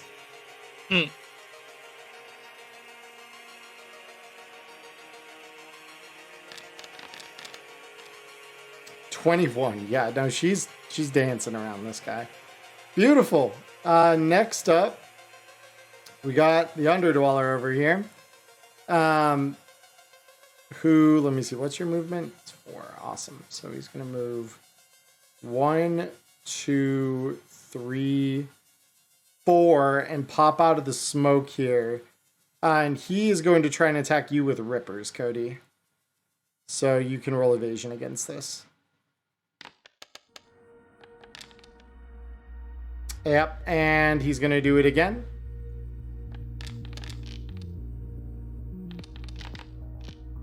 Easy evades by Cody. Awesome. So yeah, that's all his turn. Next up, we got this one, who's going to go 1, 2, 3, 4, and attempt to shoot Livewire here. And will miss. These guys are doing a great job. Very impressive, guys. Next, Ghoul is going to go 1, 2. His movement is 5. Awesome. 1, 2, 3, and 4 and 5 to get out of the cloud, and is going to attempt to attack Carpet. So Carpet, he is blasting you with a heavy pistol. Would you like to evade? Okay. What would the DV normally be? 13. Yes. Okay. Well, He does hit you. Oh no. Oh boy. So, Carpet, your critical injury. Oh no. Oh, no. oh, So, okay, this does matter because one of your arms is implanted with stuff. So, let's, Carpet, I'm going to leave this to you. Roll me a D2. On a 1, you lose that cyber arm. wonderful.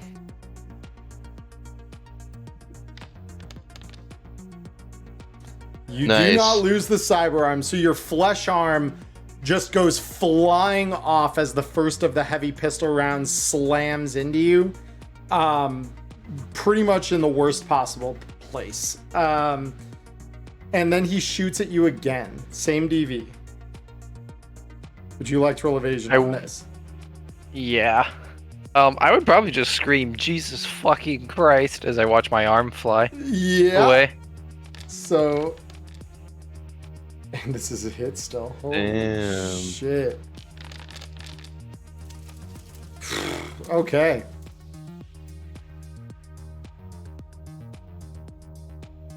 So that one, your armor jack catches, and you just wish that it had been the other way around. Yeah. Next, we've got the Underdweller over here. It's going to go 1, 2, 3, 4 to the sounds of gunfire. And is going to try and make a shot with a -2 because he's still in smoke against Livewire.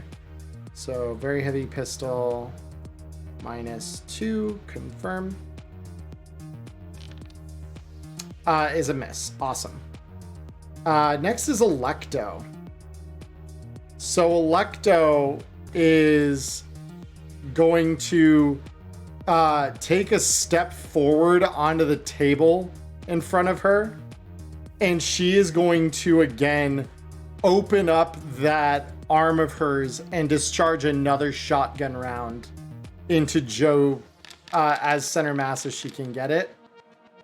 And actually will miss. I forgot to mention though, Joe is on fire from the last one. I noticed these are incendiary rounds. So she attempts to slam a shot into him. It does miss, unfortunately. Actually, yeah, no, it would still miss. So she goes 1, 2, 3.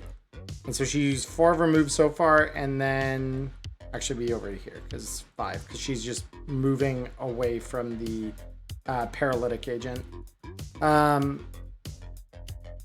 Awesome. Next up, we have the second ghoul, who is going to move 1, 2, 3, 4, 5. Raguel. 1, 2, 3. Will get out of the smoke and will attempt to swing at you with a heavy melee weapon. It's an old machete. Jesus. So he will be doing this at a -2 because he is affected by the paralytic. Oh my god, game. Let me assign my mods. Thank you. So that is a 17 against you, Alecto. Carpet. If you would like to roll evasion, you certainly can. Oh no. Damn.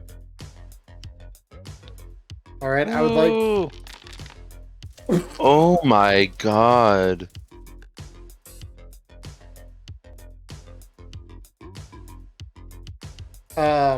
Maya, I remind you, you said it was a hate crime if I did that last week, okay? Like, the plan hasn't changed that I don't want to kill you.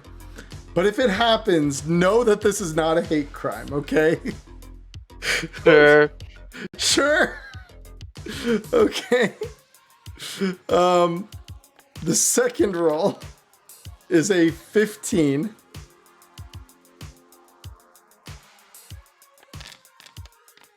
Oh god, no! Why? Oh god, okay, well at least... Oh, that's so good. Let's go. That's at least good, yeah. So your armor catches the second swing. Thank goodness. Fuck, dude. Oh my god. Alright. Next, we got this Underdweller. So this guy's gonna move 1, 2, 3, and is gonna attempt to go for blue here. So blue, he's attacking with rippers. Jesus Christ. Yep, easy dodge. In the second swing. Oh my god. Yeah, so you're good. Next, Joe himself. So Joe is on fire. So he is going to take the turn to put himself out.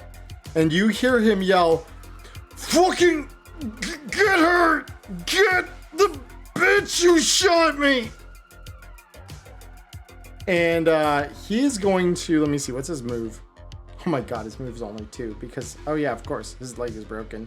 So he's gonna limp out over the table and try to start moving out of the cloud, but it's not gonna get very far. Next, we've got Ripper. Ripper is going to move 1, 2, 3, 4, and is gonna attempt to shoot at Alecto with an assault rifle at a -2. This is, I believe, a DV-16, if I remember ranges right. Let me adjust his DV to measure from the assault rifle. Yeah, there we go. DV17. Alecto would try to dodge this because I don't think she would trust that to work the way she thinks it will. And she dodges it, so the assault rifle does not connect. Livewire's turn. Livewire is going to attempt to blast the guy that came up to her. So she's going to use her very heavy pistol to do that. And will hit. So we are going to affect damage on this asshole. Jesus! Oh! Alright, well that guy is hurting, and she's going to move 1, 2, 3, 4, 5. So she is out of the smoke. Awesome. Next, last but not least, we have Drop. Drop, who's up at the DJ booth, quickly reaches under and grabs out a very shoddy looking assault rifle.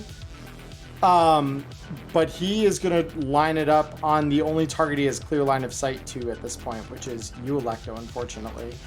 Carpet. Carpet. His DV is a 16. Would you like to evade? No, I'm statistically not going to do better than that. Fair. Okay. His shot. Foundry, why? Why are you making me do this? Foundry, Wow. why are you doing this? So he slams you with an assault rifle round. I have 9 health left.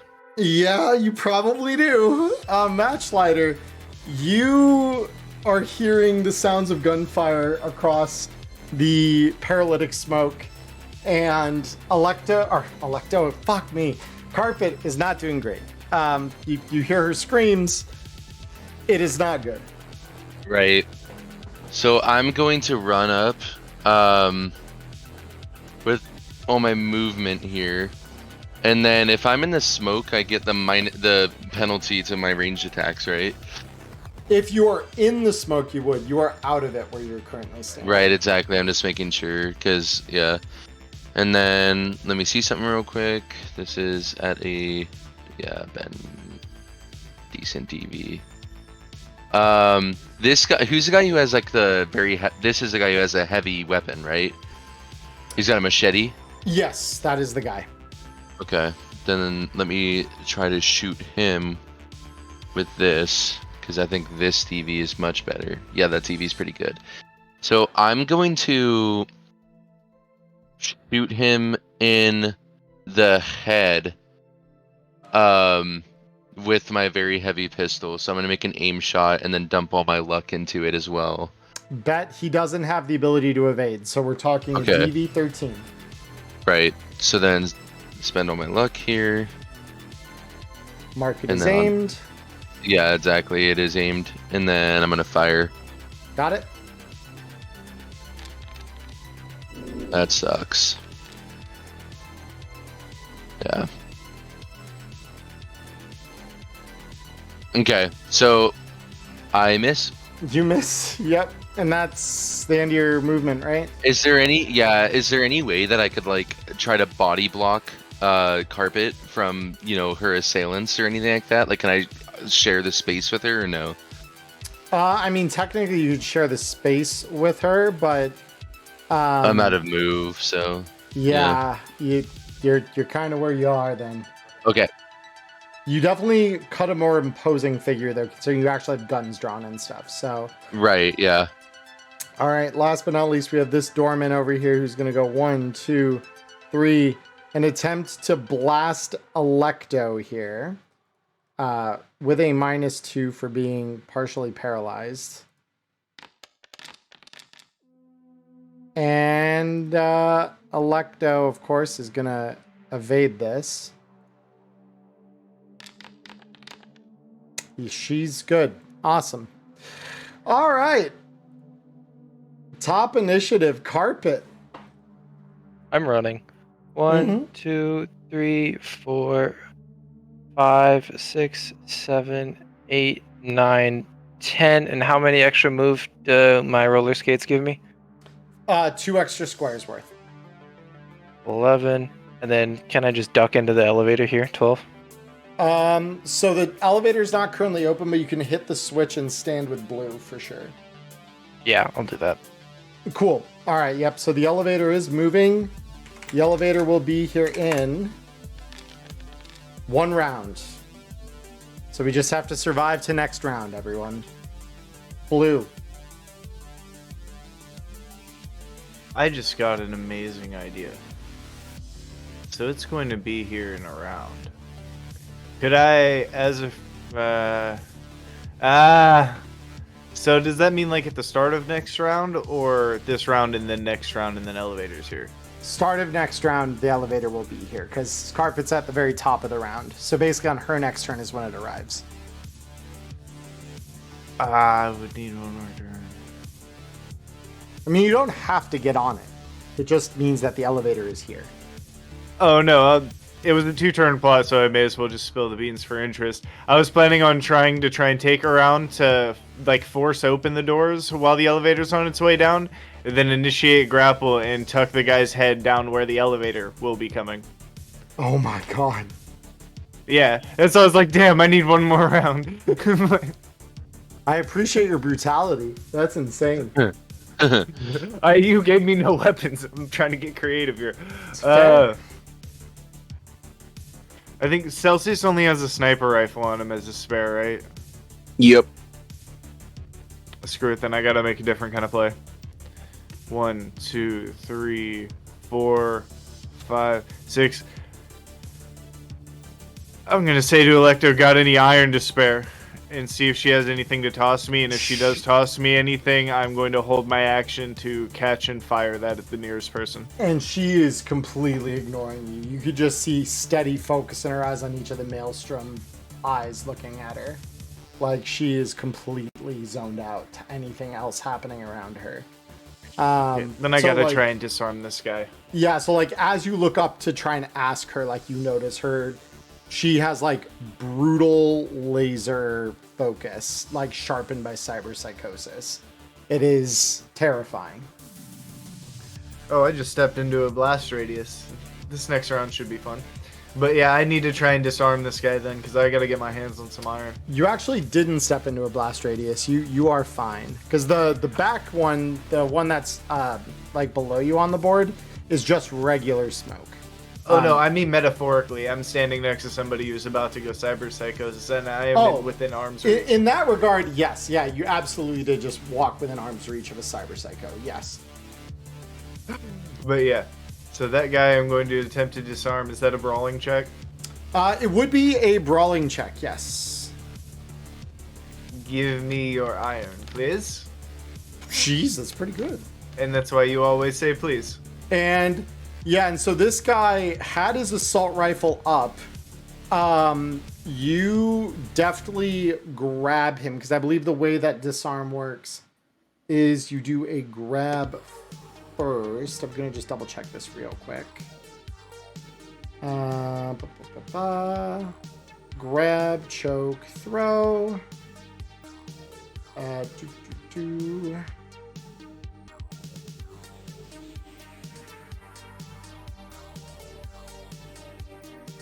Interesting. Disarming is not a standard mechanic. So this is what we'll say. You are grappling him in the same way you would to grab onto somebody, fighting over that gun. And if you are still holding on to it at the start of your next turn, you can take it from him. That is how we will do this, just like any other kind of grappling action. So you are fighting for the gun right now. That tracks. All right, I'm good to go then. Perfect. Celsius. So first things first, I'm going to try to draw these guys away a little bit here.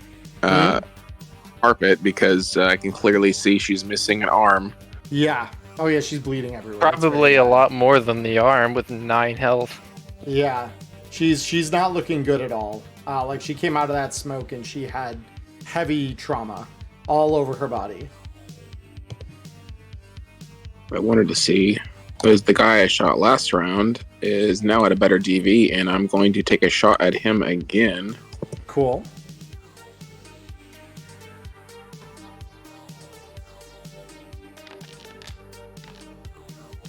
It's not great. That's not bad either, though. It still doesn't. Yeah, it doesn't beat the DV though. So yeah, it just is a miss. Then let's see what I was. What 1, 2.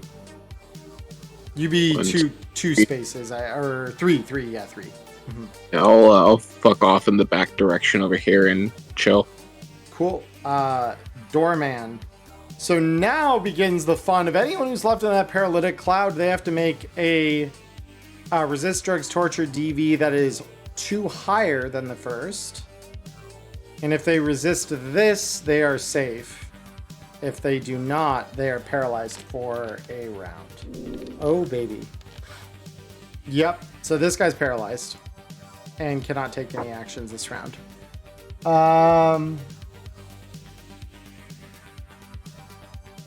Yeah, he is out of the running. Dweller, seeing you go for his Chumba, gonna go 1, 2, 3, 4. Yep, he's got 4 move, and he's gonna pull his very heavy pistol on you and shoot Cody. DV is 13 if you'd like to evade.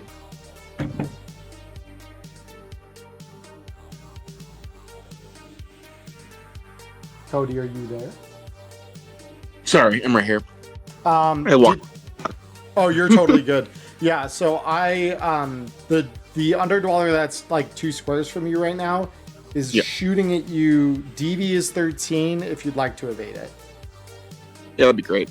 Mm-hmm. Go ahead and roll it.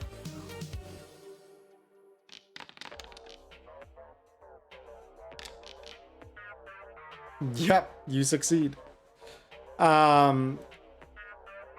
Next up is this underdweller, who I'm just double checking is not in the mist at this point. So this one is going to go 1, 2, and step to Matchlighter here. So this guy's going to swing you with Ripper's Matchlight. Okay. So here's my evasion roll. Bet. 13 and a crit. Nice. Awesome. Yep. So you duck the first one, the second swing. Defender wins. Just wins, yeah. So you duck the first, the second one nearly comes into like gut you in your torso, and you dodge past that as well. So that is good. Next, we have the ghoul who's right next to you. And yeah, he is not happy you took away his meat, so he's going to start shooting you now. The first heavy pistol roll, DV 13. Alrighty, I'm gonna try to dodge that. That's pretty good. That's pretty good. Yep, Nice. And that's enough. Now the second heavy pistol shot. Okay. That's pretty good from him.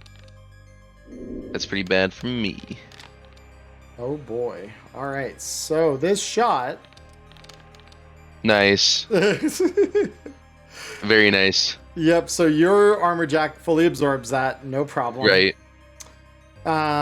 Next, we have this underdweller who is going to wander over here and swing at Alecto.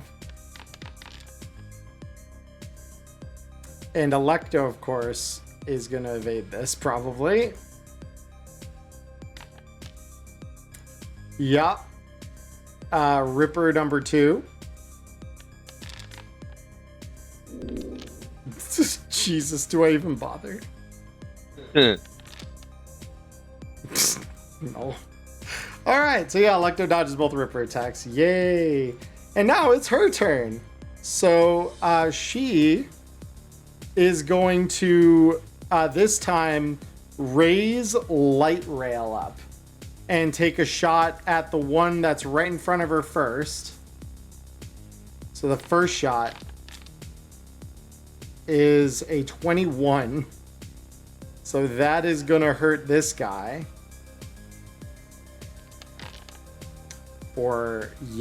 That is damage. And seeing that he's not dead, she just squeezes the trigger a second time. Light rail 1, light rail 2. And the hit rolls pretty decent damage, honestly. All right. So then that does that. And he is still alive, but he's hurting.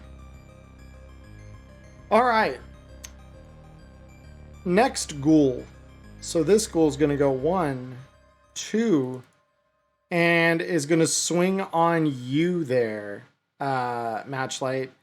This time he's going to be... This one's using a medium melee weapon, a knife.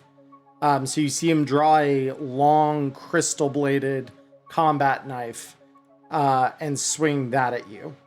So you may roll evasion.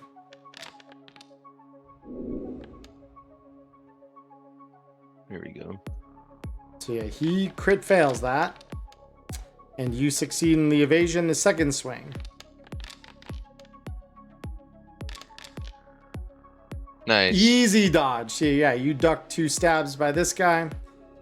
Ragwell, the guy over here. So he is no longer in the mist. So he is going to swing at you with his heavy melee weapon. Okay. Nice.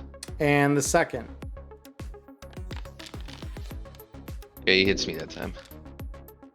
Yep. So the swing here. Not bad. Not bad. I think you're probably safe. Yeah, you're safe, even with half a speed. Oh, yeah. That's fucking awesome. All right. This Underdweller. Let me see, because he's got 4 move. Yeah, he's going to ignore you, Carpet, because he sees that you're basically not a threat. You don't have any guns, but this guy keeps shooting at this asshole. So he's going to swing on you, Celsius, with Rippers.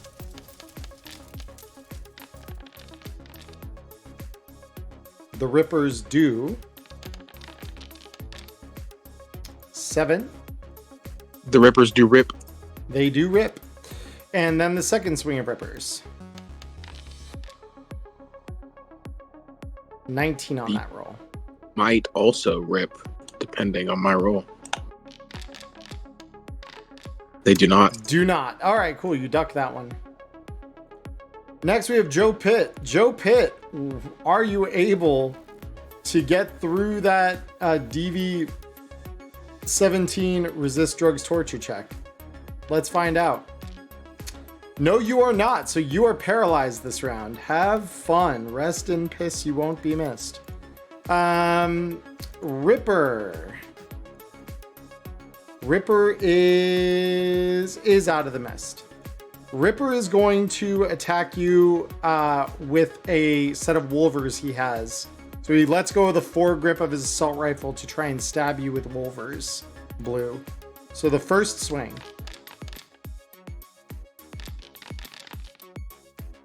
And the second swing.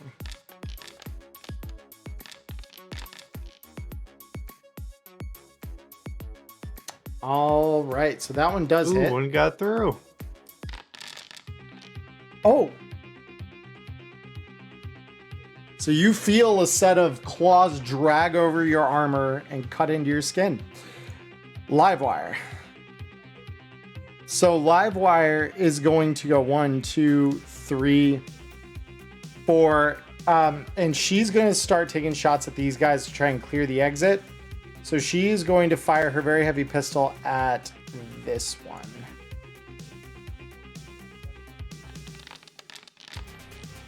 And hits. Ooh, I thought that was a crit for a sec there. That was awesome. All right, so yeah, deals a ton of damage to that guy, and he is really hurting now. Now it's Drop. So Drop, seeing the exchange happening over here, It's going to move over just slightly to make sure he's not going to hit his own Chumba here. He's shooting at you, Matchlighter. DV is 16. Okay, I'm gonna let that rock. Bet. He hits.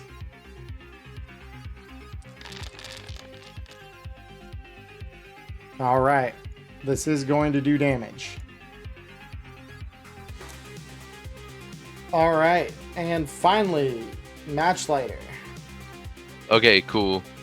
I am going to run over towards Alecto. So I'm gonna just kind of run in her general direction. 1, 2, 3, 4, 5 on top of this guy. And I'm just gonna look at her and I'm just gonna kind of say, like, you need to come back to us right now. We're not doing well. You can handle this, but we can't. We need to get the fuck out of here. Help us get out of here. Roll me persuasion, please.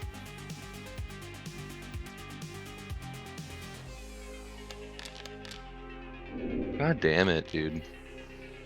Whew. All right. Let's see what her persuasion is. This could be fun if she rolls. Oh. Yep. So she completely ignores you. She just keeps looking on into the battle. The doorman, who, upon hearing your plea, says, Chumba, you ain't getting out of here. And he is going to try and beat the DV imposed by, because he is in the... No, he's not actually in the mist. So I apologize. That was unnecessary. So I'm going to delete that.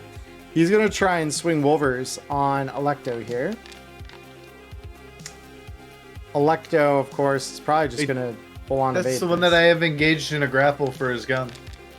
No, it's not. It's the one in front of Alecto that's fighting. Yeah, that was the one that I thought I had grabbed. I need to get better targeting who I'm aiming at. That was it was this guy. I was an idiot. I forgot about that. So he would have actually had to hold up. That changes some things. Wait, no, it's not. Hold up. Oh, no. I know what happened here. Because he moved on top of this guy. This is the guy. This ugly dude that Matchlighter was on top of. Right here. Oh, okay. Yeah. Yep. I'm like, hold up. I'm not seeing the guy anymore. Yeah, we're good. All right, cool. So second Wolver swing by this guy. Alecto's presumed easy evade on this. Yes. All right, cool. Top initiative. Carpet, we're back to you. You hear a sight as the elevator doors open. And you've never been so happy to see the scratched walls and scrawled graffiti in your life.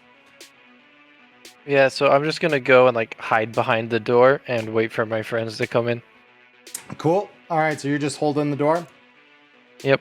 Blue, you are still currently holding on to this guy. So you may disarm him of his assault rifle. That is the plan, and if that doesn't take up my action, I want to try and shoot him with it.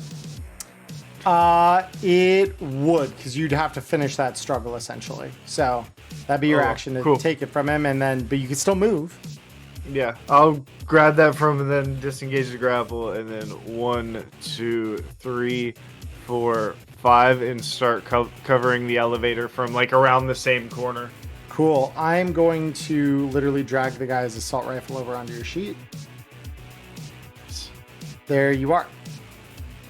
And that should have 24 rounds in it. So let me... Nice, and it's a regular quality. No.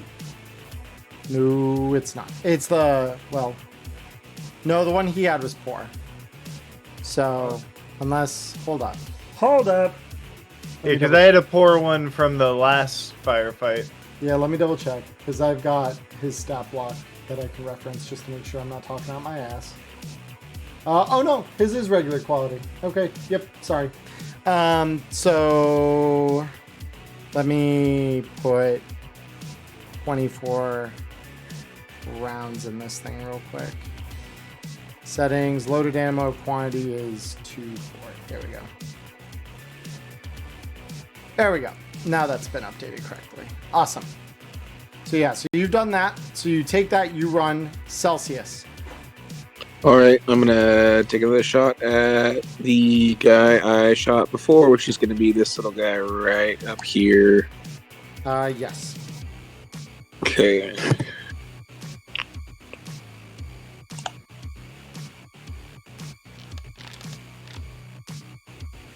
All right, that's a hit. Roll me damage.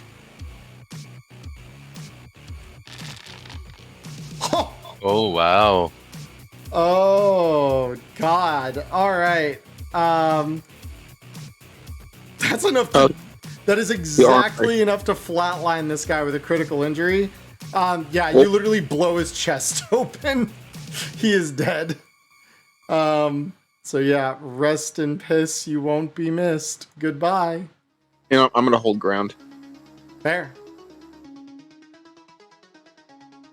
All right, this guy is back to his senses this turn. So he is going to go 1, 2, 3, and attempt to attack Alecto.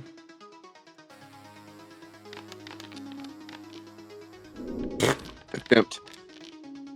I did say attempt. I did not say attempt well. Yeah, about that. Again?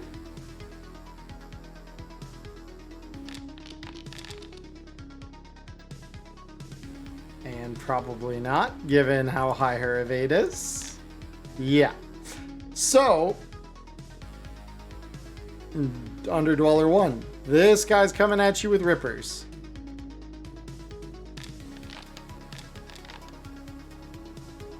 So that's against you, Cody, for a 16. Good. The second swing.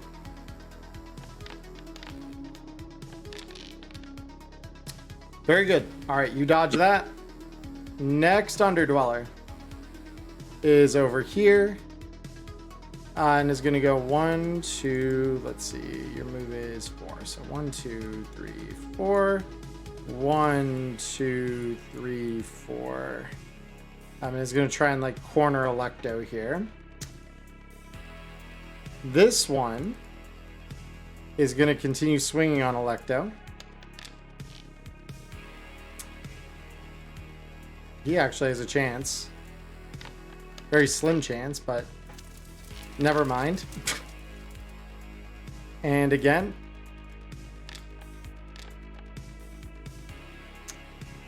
That's a slightly less slim chance. Never mind. Alecto is a dodge god, apparently. And now it's Alecto's turn. So,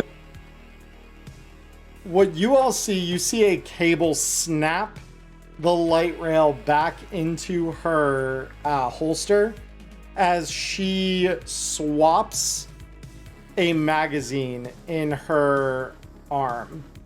So she moves 1, 2, 3, 4, 5, and starts backing up here. Next we have the ghoul. The ghoul, because I believe, yeah, Matchlighter, you're under there. Gonna go 1, 2, 3, and is gonna swing on you with a knife. So Matchlight, this is gonna be a miss, and the second swing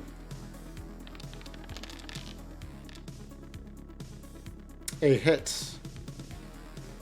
2d6. Potentially not the worst for you. Yeah, you're fine. Awesome. So even half SP, you're good. Next we got Ragwell. So Ragwell is gonna go 1, 2, 3, 4. His move is only... No, his move is 6. 4, 5, and he is going to swing at you with a heavy melee weapon. Connor. 14.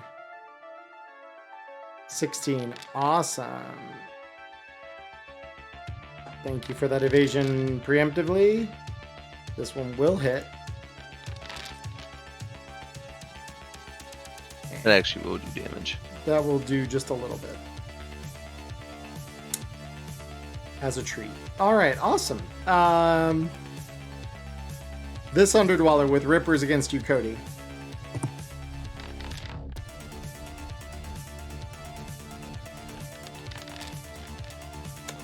Nope. Alright, the second one.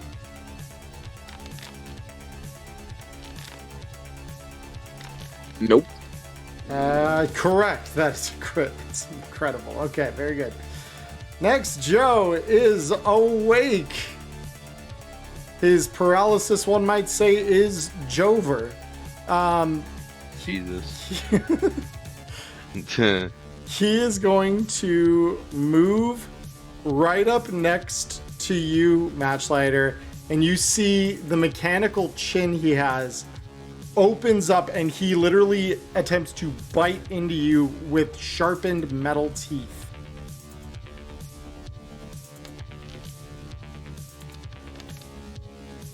Which you are able to dodge. Very good. It was only one attack. Oh, my fault. Sorry. Very heavy. No, you're totally fine. Next is Ripper, who is literally right on top of you. And he's going to take a step back so they surround you. Wolvers. Okay.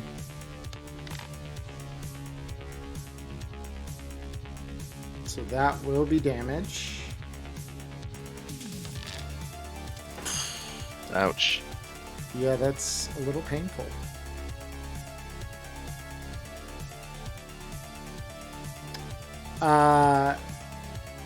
Next attack.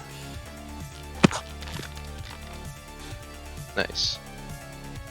So that's gonna hit. Oh, wait. Never mind. I Yeah. read that wrong.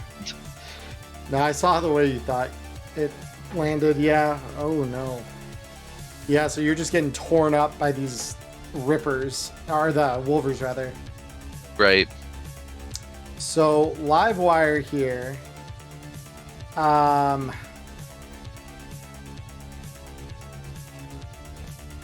Livewire, seeing kind of the way this is going, she's actually right next to an access point. Oh, this is great.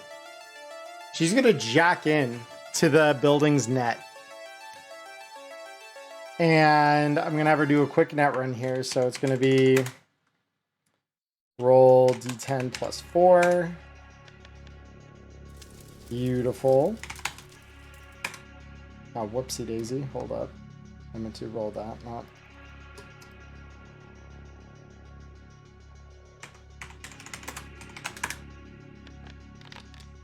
Easy. So yeah, she's into a password here. Ducks down to the next level of the net arch. Where she is going to need to roll against something here. Okay, she's fine. Oh wait, I did a +4, but that's okay. So that's 18, and this thing is swinging at her for... Yeah, she's fine. She then ducks one step further, so she's only taken one net action so far.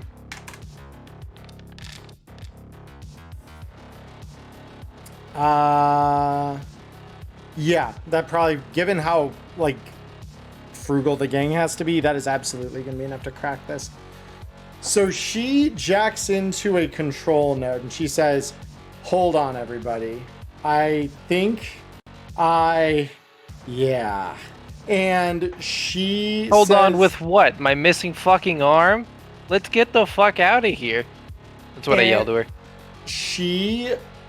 You see the lights in the entire space here die. And so the only one with vision remaining are those of you with low light IR. So Cody, this is going to be you, where you are going to have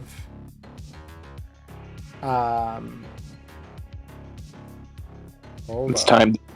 Dark. Dark vision out to 50 meters. And then Alecto has it as well. So she's going to have dark vision out to 50 meters. Whoops. And then, yeah, so the one place where the lights do not go off and power still seems to be held is the elevator itself.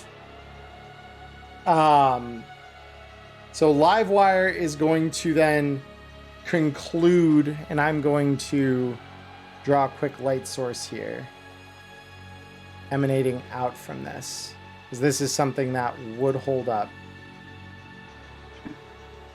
Emission. So this is going to be something like that.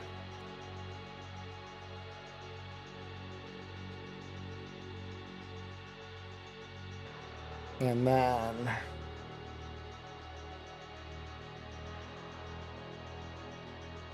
yeah, that should work. Cool. So now those of you who are right here can see this thing flickering from the elevator. All right. Drop, of course, does not have low light vision, and the smoke is still here, so he can't even really see through this. So he's going to try and take a pot shot at a -3, I believe. Remember the penalty for complete darkness? It's a -3, I believe. And he's going to attempt to just kind of shoot in that direction. 1 for Alecto, 2 for Livewire, 3 for Blue. Okay, Blue, you are getting shot at. The DV is a 16. Yeah, I may as well. Okay. If I crit fail, I deserve to take a little bit of damage anyways, so let's just roll it out. Fair. Evasion Inc. You evade, yeah, and you see a solid high caliber round slam into the wall just behind you. And Matchlighter. So you find yourself, you still can feel and see the like barely visible like cyber eyes looking down at you. You recognize you are very surrounded. So to get out of this is gonna be a brawling check to attempt to bully your way past someone here. So it'll be contested. Okay, I'm just gonna suppressive fire them then, so that they like go for cover. Fair. Because I'm much better at that. That's a very smart play. I like it. Yep. Okay, so I'm gonna shoot towards the elevator. Okay. Like, yeah, like, you know, at the people who are in my way running towards the elevator. I mean, or just all around me, whichever you allow me to do. Cool. Roll it as suppressive fire from your weapon, if you don't mind, just to dump the rounds. Yeah, I will. Can I keep that though? I kind of like that roll, and then I just take 10 off of my gun. We will keep the 18. Yep. Okay, cool. Then yep. Let me suppress. So then, so I just need to do a quick range check here. So the. Actually, can we take the second roll instead? I changed my mind. We're taking the 18. No, I know. I'm just fucking. So these guys are gonna roll concentration. Fail.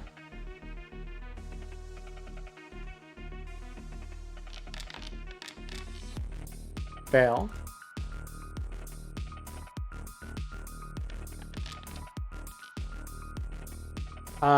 Fail. Yeah, and then the rest of those are behind. Alecto is actually caught in this, so she will have to roll concentration as well.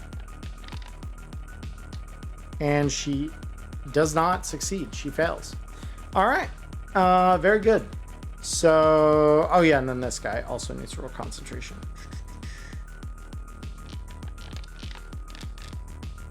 Fail. Awesome. So yeah, you still are unable to move at the moment, but once they scatter, obviously you'll have that opportunity. So Okay, well, can I like hold my move action then? you're like near bottom of initiative. You've literally got one other guy and then it resets. You can't hold beyond the round. Okay, so they don't scatter for cover. I feel like, I don't know. I can't move. You can't move this turn because they need to take their move on their next turn. That's the way that suppressive fire works. Is then they break for that and then you can run at that point. Because they're all gonna need to like go pretty far for cover because it's pretty open in here. So they'll be scattering like roaches. Yeah. So don't worry about that too much. You kind of know that that's gonna be the case. So this is the one guy that was not caught that is close enough to you. He is gonna try and shoot you with a very heavy pistol. It is a DV13, and dodging you will take a -2. Okay. Okay, so it's a 12 then. DV12. Hit. Roll. Okay. Could be worse. I'm at 1 HP. Could be worse. So, Carpet, you are holding that door for dear life. Are you doing anything with this turn? No. Nope. Blue, what are you doing? Choices. I'm assuming I hear the gunfire. I'm kind of panicking, but we do also need to step out. Oh, I do also want to know, I do have the special eyes. I was waiting for my turn. I'm glad I remembered. Oh, I can get the low light vision. I can't see tokens. I'll do that real quick. Thank you. Vision range 50, dark vision. There you go. Oh, that's sick.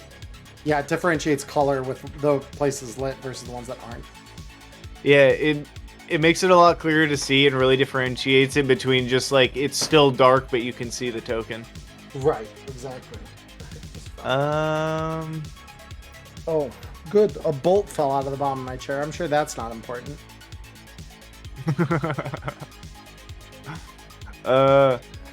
I guess I'll step back behind or no, because I need to. I guess I'm just gonna keep holding the door, waving people in, and I'm going to pop a shot at this guy. Okay. Very cool. Oh, very, very cool. Okay then. Yeah, that is indeed a hit. Roll me the damage on that. It's not terrible damage. That was a lot of twos. Yeah, and that's not enough to kill him, but it definitely maims the shit out of him. Celsius. So, how deep is the elevator? Is Carpet sort of in the back of the elevator, or is there like a square technically behind? So she is holding the door right now. It's about the size of like a cargo elevator. It looks like it was a decommissioned cargo elevator at one point. So it's... Would you say it's like a 3x3? 3x3, yeah, for our purposes. Yep. Okay, so I'm gonna go as far back as possible. So I guess that'd be what, 2 squares back technically? Yes, yeah, beyond the one you're on, just about. Okay. So... And that's fine. There's a wall there, so... Yeah. So a DV16. Sure. I'll fire at the one that we can actually see in the light here. Mm-hmm. Go ahead and roll me the attack. Yeah.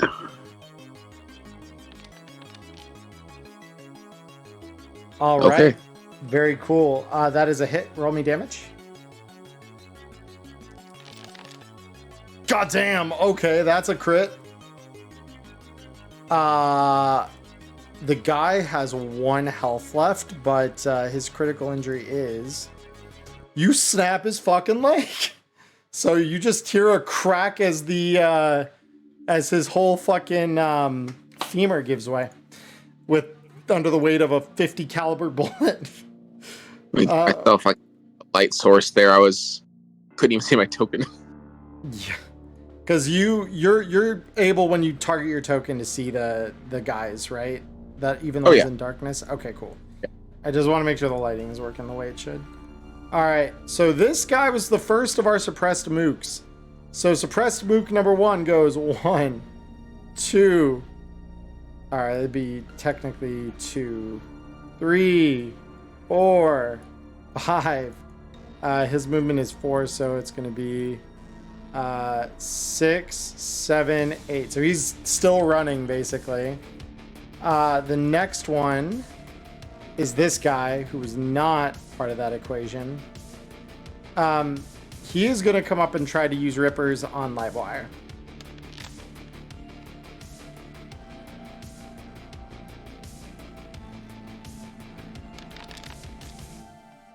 I need to see my results. Let me see.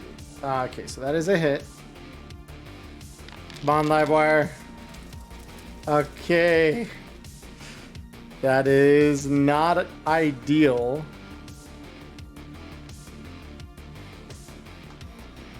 Next up.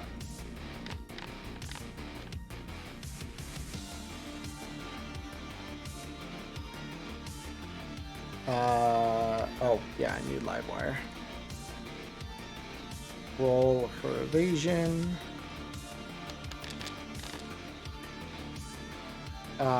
That is a miss. Awesome. So yeah, Livewire is doing her thing. This was also one that needed to run. So this is gonna go 1, 2, 3, 4, 5, 6, 7, 8, and just be running straight for cover. Next up. This one, 1, 2, 3, 4, 5, 6, 7, 8. Alecto is going to also run for cover, but she's going to run into the elevator. 1, 2, 3. And so she's going to be deep in the elevator there, forced out. The ghoul is not one of the ones that would have been suppressed, because he is on the opposite side.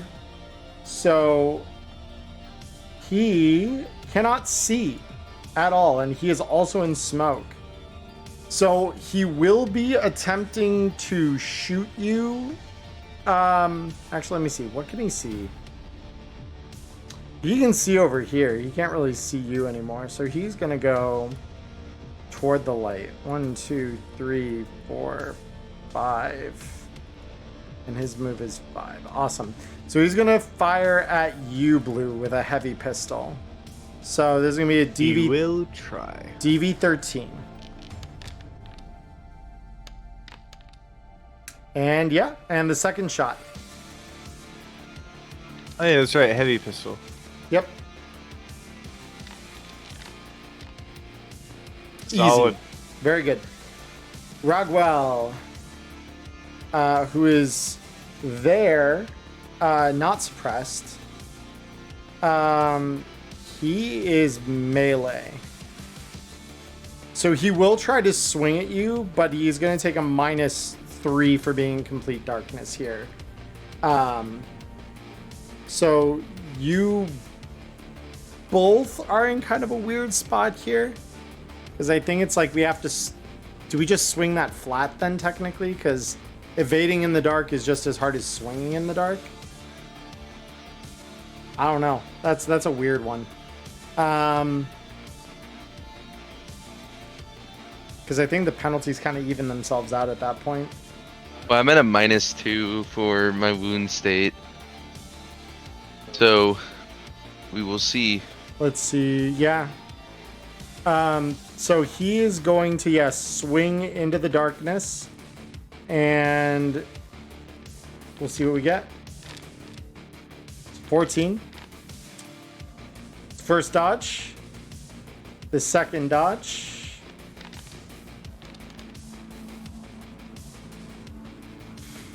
Okay, this one catches.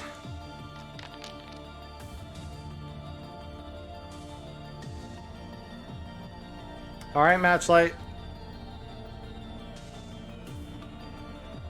The Underdweller over here is going to start shooting into the elevator. Is going to go 1-2, and he's going to shoot you, Cody. DV13.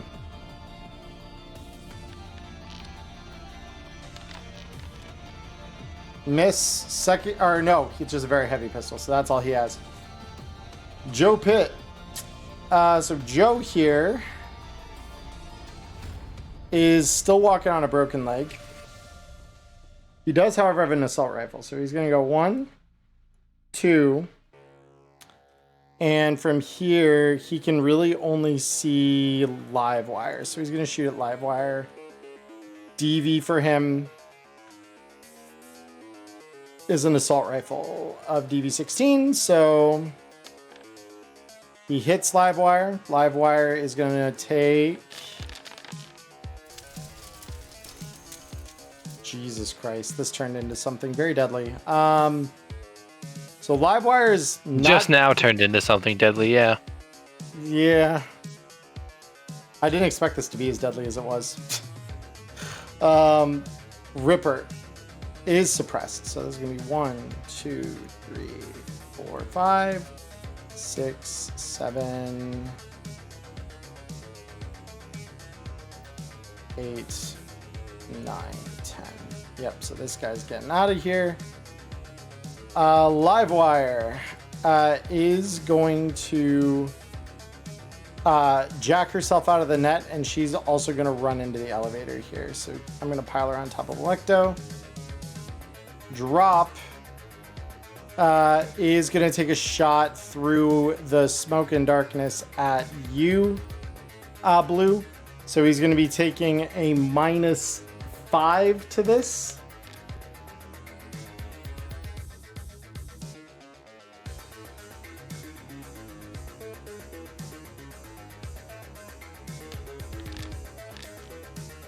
Yeah, no shot. Matchlighter. Let's see that death saving throw.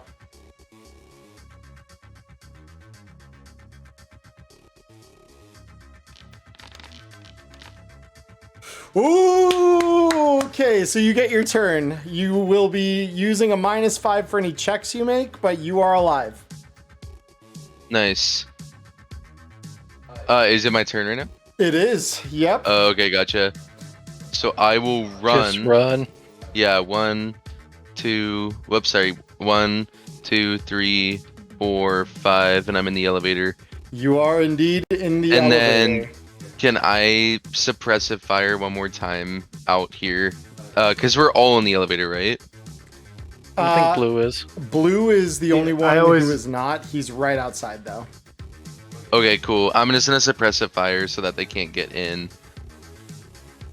Oh, So, Blue, you will need to beat a concentration check determined by this. oh shit. Okay, yeah. It's fine. My closest cover is at the back of the elevator because my friendlies are there. So that's not hostile territory for me to run into. It's true. Completely. Okay, cool. Then I'm doing it. Let me roll suppressive fire. Boom. Boom.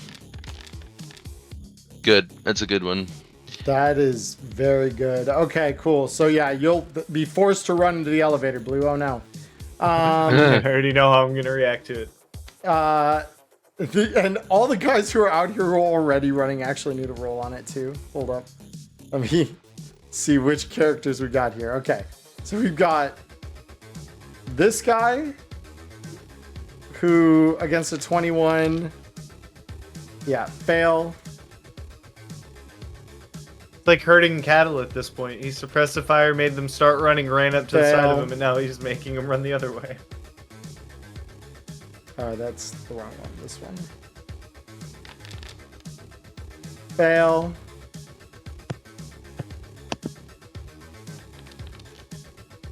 Fail. And I think then we just have the two closest. So Fail. Fail. Awesome. All of them fail, so they're going to be scrambling like roaches. Beautiful. This doorman now is the only one left. They're going to move 1, 2, and they've got 4 total. Or wait, was that 4 or 6? 6 total move. 3, 4. They're going to swing at you, Blue, with Wolvers.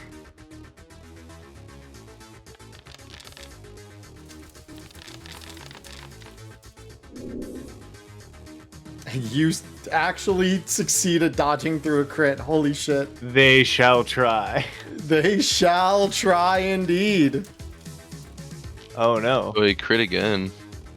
Oh no. Oh well, I'll be fine.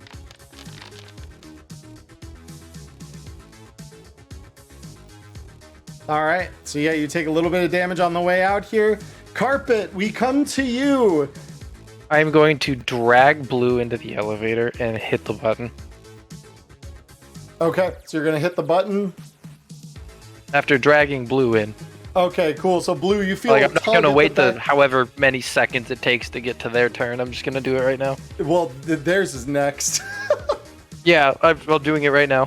Yep, so Blue, you feel this tug at the back of your shirt and you're yanked backward into the elevator. He just had his whole vibe completely killed. First jump scared by suppressive fire directly behind him, and then just a yank from behind on his collar. Yep. And the doors on the elevator slam shut. Blue, it is your turn. As you enter the elevator, you look around and you notice the terrible state your group is in. Matchlighter is breathing very hard and does not look good. They look very, very beaten up and probably need immediate medical attention.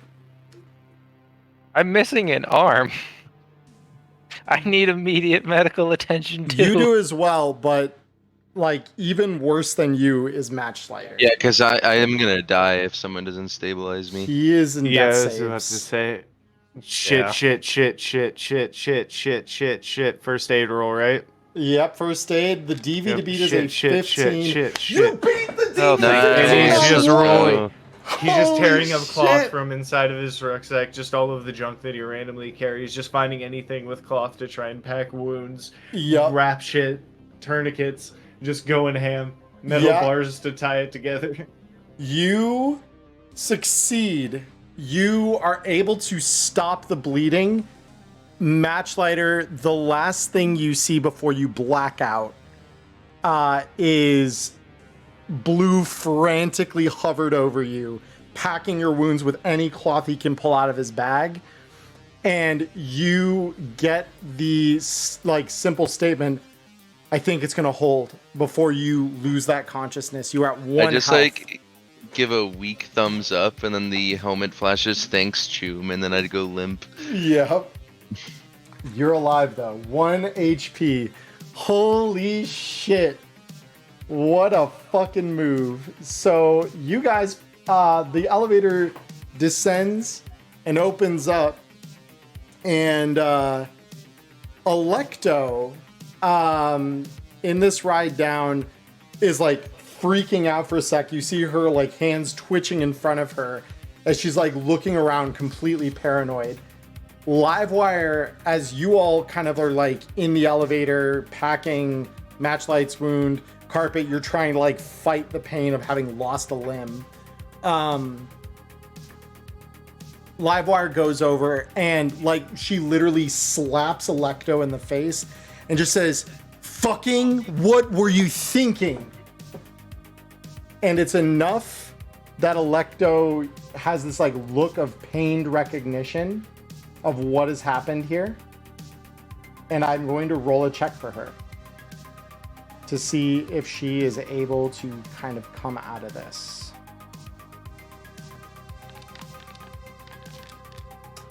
Oh my. Yes. So her eyes, which were like dilated and like twitching all over the place, steady and focus on Livewire at the sensation of being slapped. And she looks around. She says, "What happened?"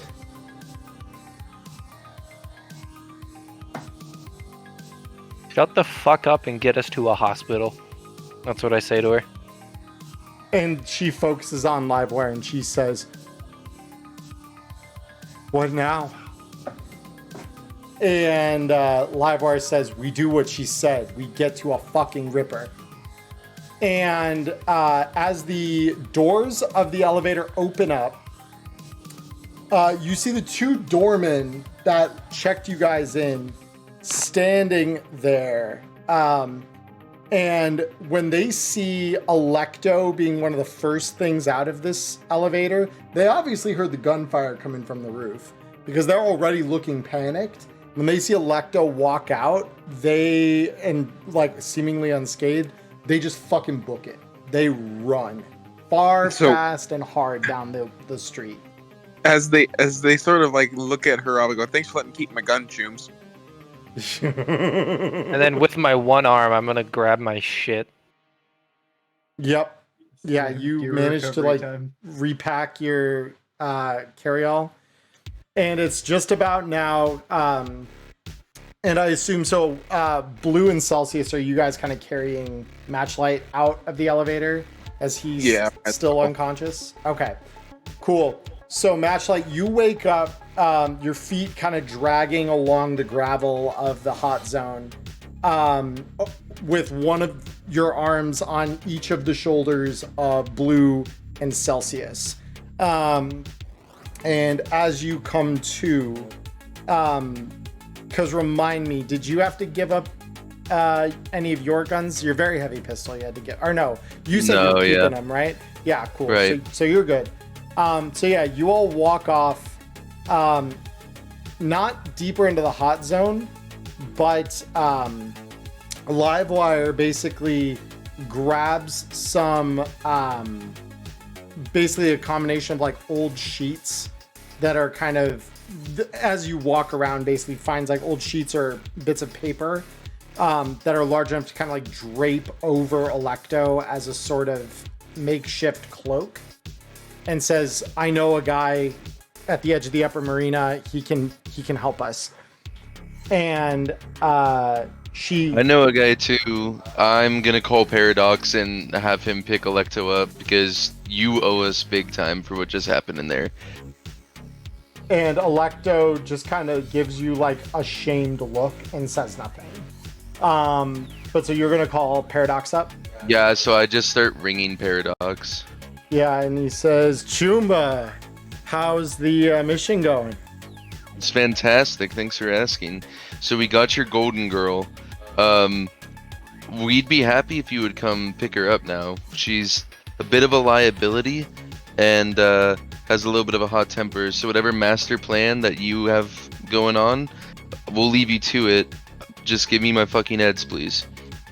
He says, "Just tell me where are we meeting up?" I'll text you the deets. It's in the upper marina. Cool. Yeah, just let me know once you're there, and we'll arrange the transport to come grab you guys. All right, and then I'll just end the transmission. Perfect. And you all walk through the northern edge of the hot zone from Totentons. And you eventually make it to a small clinic just on the other side of what would be like the hot zone kind of exclusion area. And with Alecto kind of like covered by her makeshift cloak, Livewire essentially like leads the group into the Ripper clinic, or like a parking lot that would be like just outside of it. It says, "Okay, you need medical aid. This is where we can get it. You know, the guy, dude by the name of Stitches, does pretty good work, honestly, and he's pretty damn quiet when he does it. So if you need something, he can hook it up. If you want to wait for that transport of yours, this is as safe a place as any, especially in a I'll send the cords over to Paradox. Cool. and just let him know where we are. And then, like without another word, I'll just kind of like limp over towards the hospital. Yep. And you get a message back from Paradox just as you're walking through the door that says, driver's going to be there in 15. Okay, perfect. Mm-hmm. So, as we enter the clinic here, I would like to propose we take our 10-15 minute break here so people can use the bathroom, get water, etc. And then we will be right back, everybody. So those of you on YouTube, we will do our little card here and you'll see us in a couple seconds. Those of you on Twitch, give us 10-15 minutes and we will be right back. Hey everyone, it's Emmerron here. I just want to thank you for watching the show here on YouTube. Like and subscribe. And go follow us over on Twitch, you gonk. We do a live show over there. We even chat with you after it's done. So come and join us Mondays, 7 p.m. Arizona time. See you there in the dark future, tunes.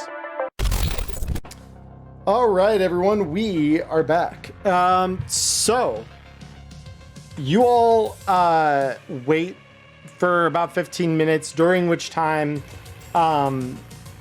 thankfully, you are able to both be stabilized. Carpet and Matchlight. Just sitting in the waiting room holding my arm that isn't there anymore.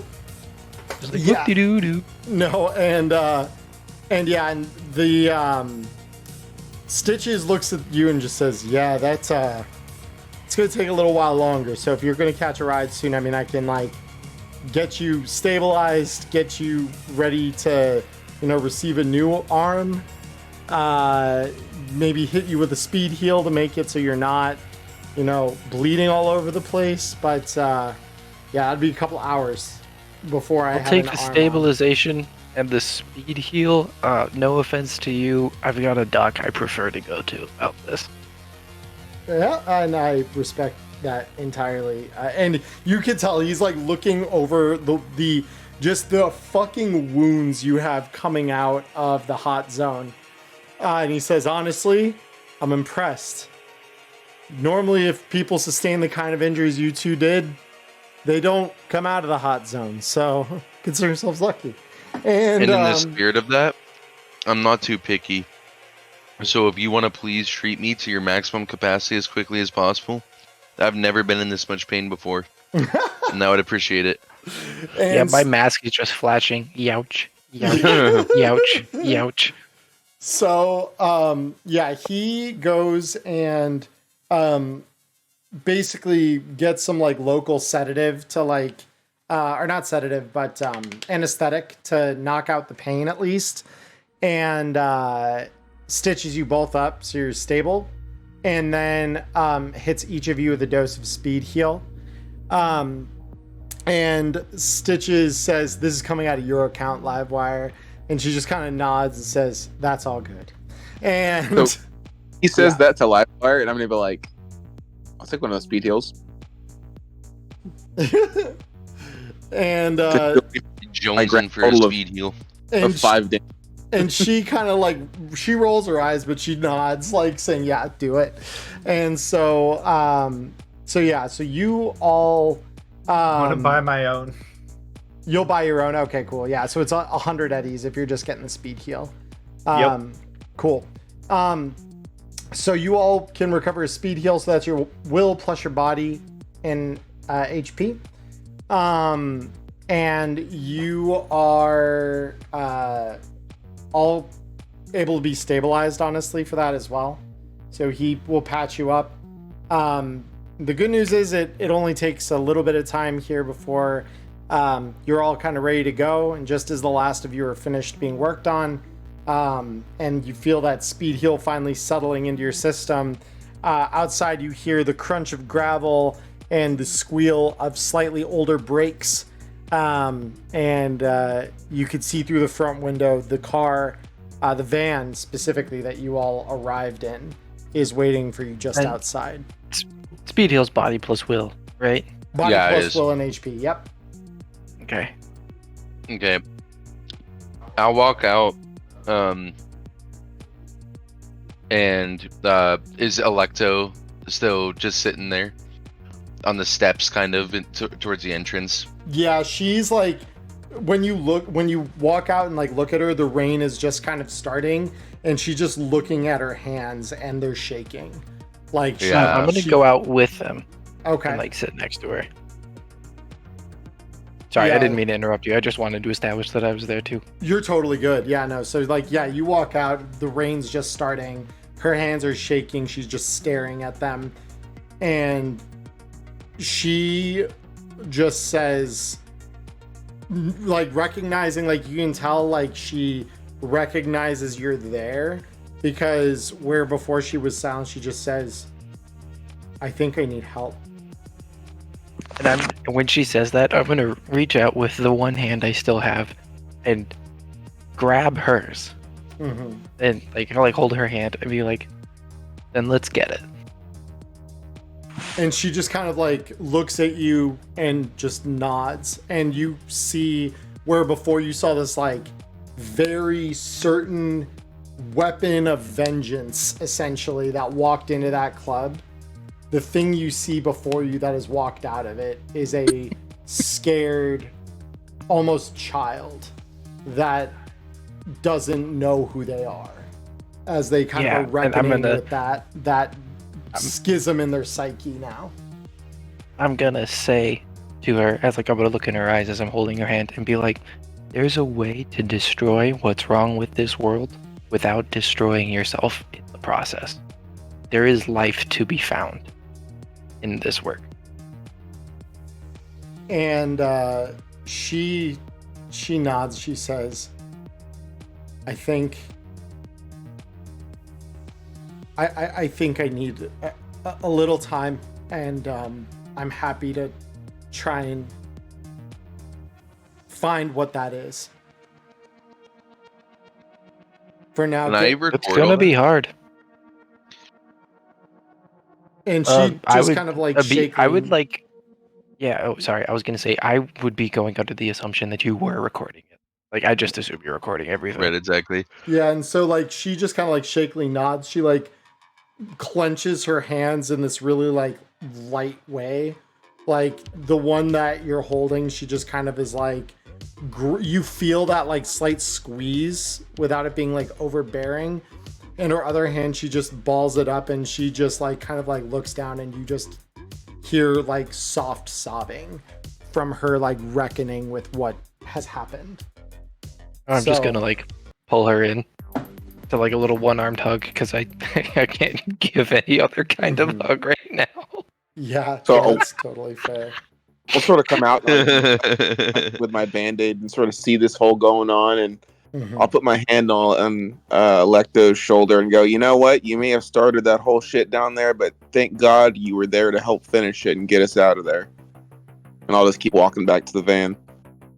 And yeah, and she just kind of like tracks your movement to the van with her eyes, and like she says, let's go. Let's go. And she shakily kind of rises to her feet and walks into the back of the van, following behind Celsius. Awesome. Yep. And so does everyone else just kind of join? What was our advertised rate that we were gonna get for this again? For the gig, I should say. Let me double check my notes from last week, but I think it was something like, I think if it wasn't 2,000 eddies, I'd be shocked, because I'm pretty sure that's where I said it. I'm gonna double check here.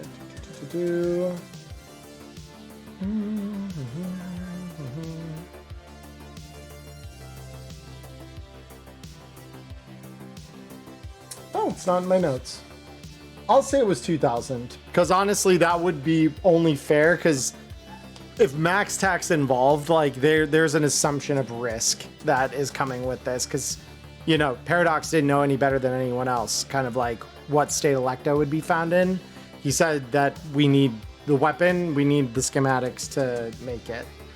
I'm almost pretty sure it was 2,000 eddies anyway, so yeah, I believe that's what I said. I could go back and watch the VOD, but I'm gonna follow that sense. I think it was 2,000.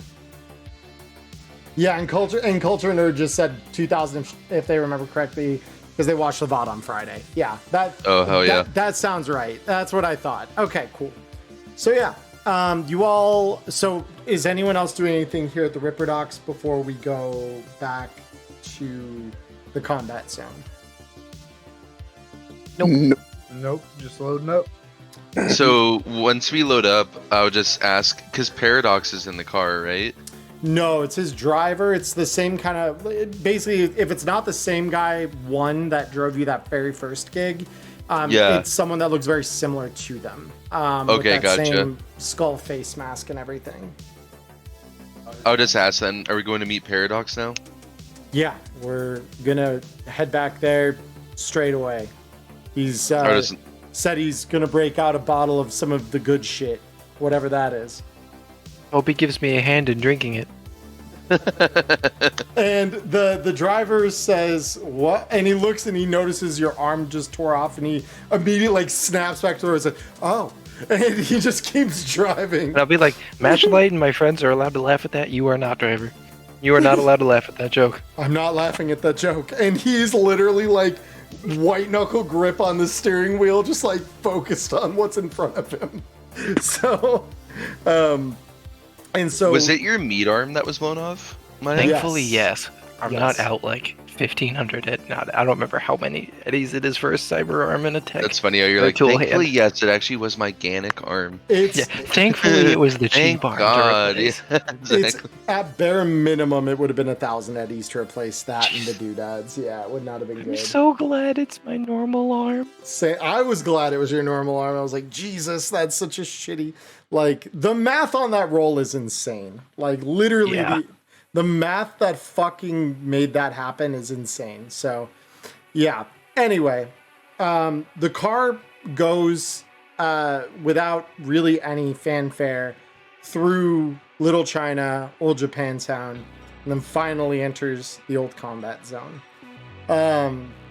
And as was the case with your drive out, the drive back is fairly uneventful. You arrive back at the old cathedral, and as the driver pulls up, you hear the brakes engage, the parking brake engage, and he just says, "All right, we're here. Go on to Paradox. He'll have your payment waiting for you." All right. I'll just nod and get out of the car and start walking up. Yep, let's get out. Yeah, I'll probably get out of the car and like stumble and trip because I don't have the arm I'm used to balancing with. Right. So you all kind of get out of the car, and Alecto kind of soundlessly follows behind, along with Livewire, who's like keeping a very, very close eye on her. Also, as we go, Mhm. I'm going to slip Alecto like my contact information, Mhm. just like to be like we should keep in touch. And she nods again, like just looking exhausted, and her eyes are just like pretty much focused on what's in front of her, and she just like looking like she's like just marching to get done with whatever is coming up next here. And so you all walk into the cathedral. It's gotten much quieter. Pretty much everyone except you is left. There's maybe one or two of the people kind of holding vigil near the front that were there beforehand, but for the most part, beyond them, everyone else is emptied. So you all walk, and one of the doormen is still waiting there, kind of guarding the hallway that leads to the office that Paradox is using. And they just kind of nod, open the door, and let you pass. And the rest, so you all walk in there, and Paradox, you could see as the door opens, has gotten to his feet, and if his whole face wasn't covered by the mask he wears, you almost feel like he's smiling behind it. And this holds up for about as long as it takes you all to kind of walk in, and he sees the state that Carpet and Matchlight are both in, and some of that like jubilant energy that he came with kind of subdues itself a bit. And he looks you all up and down and he says, well, are we in the mood for celebrating? I just think you should know that Alecto is, if I may, and I kind of look over at Alecto, needing a little bit of assistance before she's probably going to get to work on the job that you have for her. Even though, you know, what you want to do to the city and for it is noble, virtuous, and needed very quickly.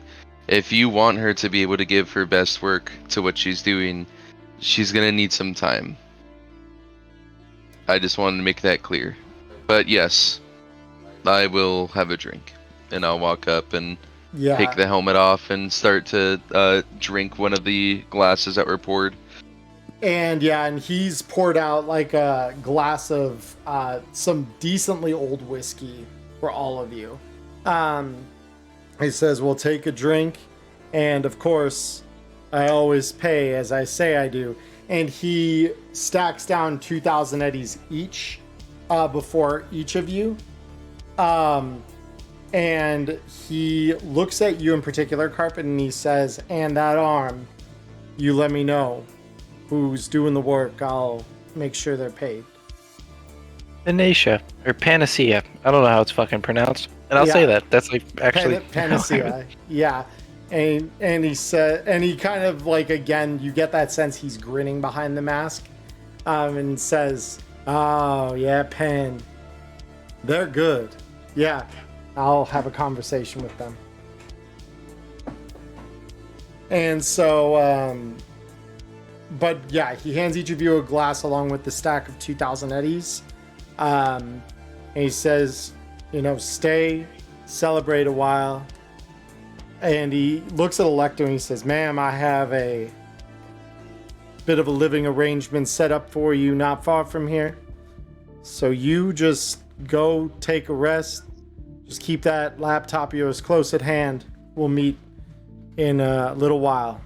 You get your head better, or your head back together. And he kind of taps his forehead as he says that, because even he can kind of see it on her face that she's like broken right now.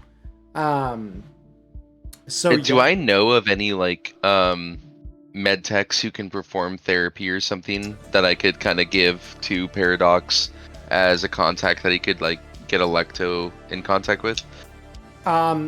You also would be aware of Panacea, because Panacea does business out of the bottom of the hotel. So you would be very well acquainted with them, and they're a full service med tech. I just will say to Paradox, and maybe when she gets settled in, you can send Panacea over for a little bit. I think that would be good for her. Yeah, was gonna shack her up with those of you over at Kabuki anyway. So, and I think that's a good place to put her. And he says, "Well, enjoy your drinks. I'll get the glassware back sooner or later, but y'all get going home. We'll talk soon. We've got some big things on the horizon."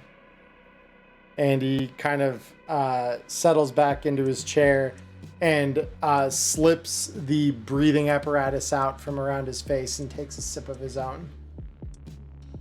I'm just holding the glass in my one arm next to my mask with the drinking animation playing again. Yeah. I don't like taking my mask off in public. That's fair. But yeah, and he just kind of motions at the door after the conversation has kind of hit a standstill, and allows you all to leave, to go back to your respective homes. Well, I'll just ask Paradox actually while we're drinking. Sure. I'll just kind of say, are we still doing work together after this? Oh, there's a lot of work to do. Plenty. So you have Alecto, and you're going to have her work on the tech that you need. You said you have some soldiers who might be able to break up some of the blockades. Where do we come in now? You, my friends, get the heart and soul of the city on our side. Towards the movement that you're trying to produce? I mean, I just want the same thing anyone else wants in this wretched little corner of the city. Freedom. A little bit of fresh air, somewhat fresh kibble, some water, real basic things. We'll have to talk a little deeper about what freedom means to you at some point, but as long as the Yetis keep paying. And they do. They flow just as nicely as I want water. They'll just nod. And So your end game is to be a sovereign state in Night City, or do you want to redefine what Night City is? And he kind of grins at that. He says, one step at a time. Today, we gathered some means. Tomorrow, well, that's a whole different battle. But I'll need all your help for it. We need guns. We need the people who can talk, the people who can think. And I see a little bit of all that among this group here. And you did what the NCPD couldn't do for a fucking month. And he kind of points at Alecto when he says that. He says, you got her. Safe. Whole. Mostly. I know you hate to hear that there may be some among us who are idealistic, because it'd be best if we just ran around and did your jobs for you all the time, but if you want a long-term partnership, you're gonna have to let me in onto what your long-term aspirations are. You said one thing at a time. I'm willing to accept that for now. I'm fucking desperate. Look at me. And I kind of gesture towards like the bullet wounds and the gashes. And just, yeah, the giant gashes, especially in your fucking leathers. Yeah. Yeah. And I'll literally say, like, this new arm isn't gonna buy itself. But we are decent at what we do. You said it yourself. So eventually we can outgrow what kind of work you have available for us. So give me something to believe in. Give me something to chew on.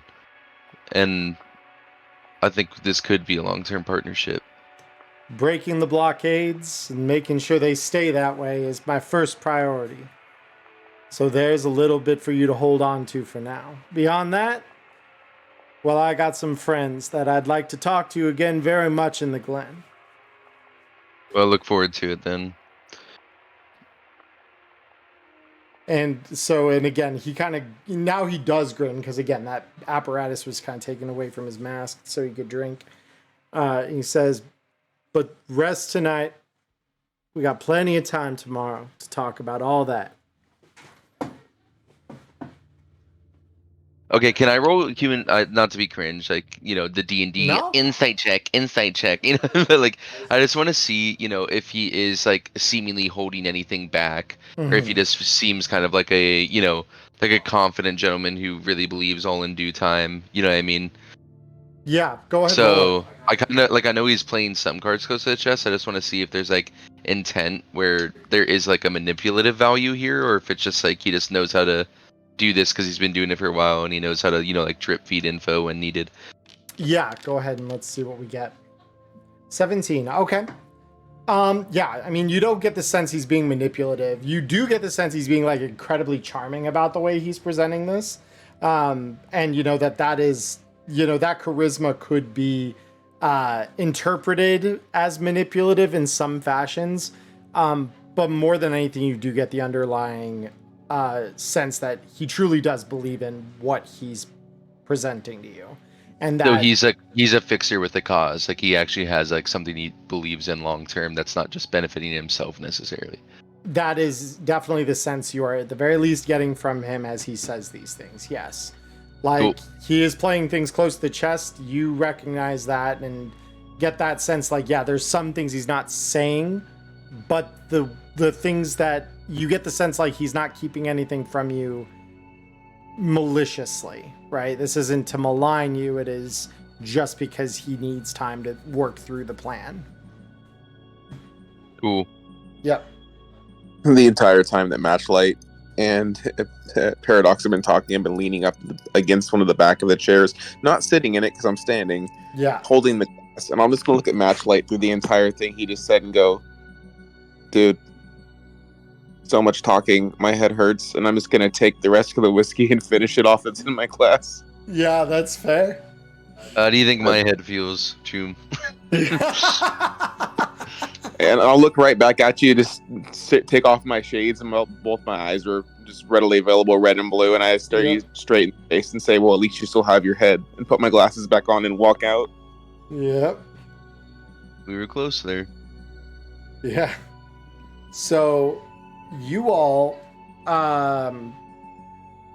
are, yeah, basically, again, the gesture that Paradox gives all of you is a hand toward the door, inviting you all to leave kind of as the conversation dies down. As far as you two go, Celsius and Blue, obviously, Celsius, you've got kind of the keys to the place. The guards know you, so they're more than willing to like let you in, even if it means unlocking the door to the complex.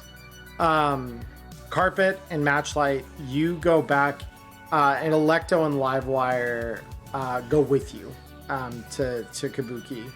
And Livewire says on the walk back, she says, I'll only stay a little bit. I've got things to do, and they probably need me at short circuit.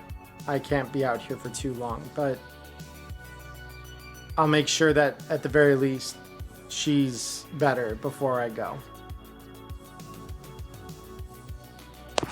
Thanks for trusting us, and thanks for your help with all of this. Obviously, what we I couldn't have can done to it help without her. you. Yeah, and what he said. It's gonna take some time, but hey, I wasn't wrong about you all. You do mean well. I And appreciate that. And so, just about as, that conversation is kind of reaching its end, you arrive at the doors of the old hotel, find your way to the elevators, and are able to head up to your respective rooms, so that you can get some much needed sleep. And as we all kind of arrive back to our respective places I of feel like living- I would drop by Panacea first. Gotcha. Okay. Yeah, like Pan may not be in because it's pretty late now, but they always have a little buzzer that is tied up to like an alert system in their apartment, which is like just another door or two down.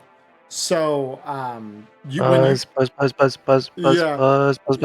Yeah, and so and of course, like your clothes are still very much like tattered and bloodstained. Probably gonna have to buy new ones. Probably.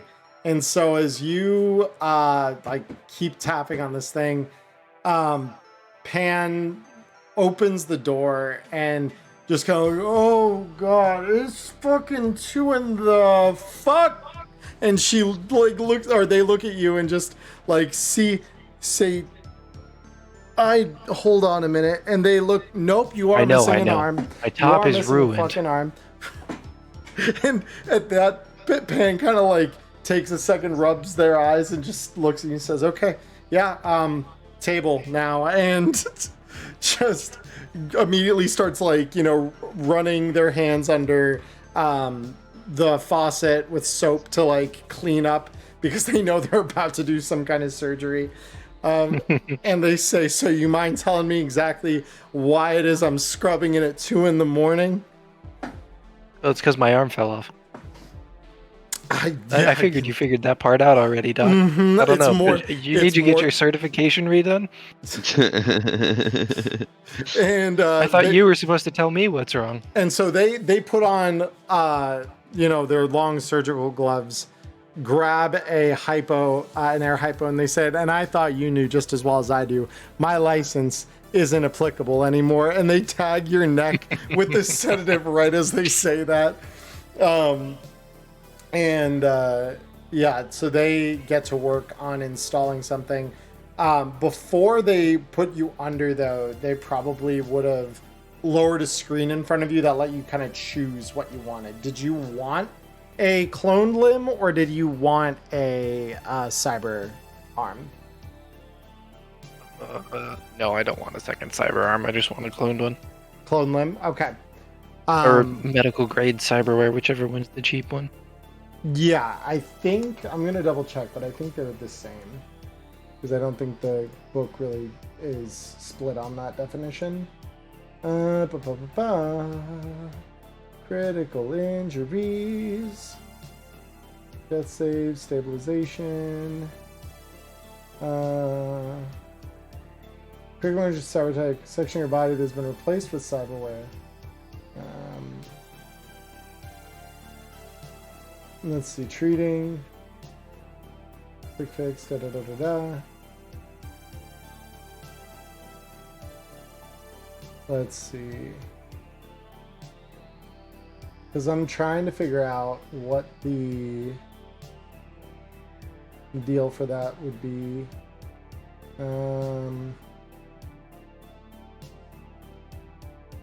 Body bank. Here we go. People become worth less dead than alive. Body bank had to evolve to small to keep afloat. Buying your own to keep crowd shield for just in case costs only 50 eddies per limb. So yeah, so in theory, a cloned limb, which you may have had on file with Pan before this, would I'm a demolitions tech. I imagine, yeah, I probably would. Probably as an insurance policy, would not surprise me. So yeah, it'll cost you 50 eddies plus the hospital level surgery to get it put onto you. So it'd end up being 1,050 eddies essentially to have that surgery done. But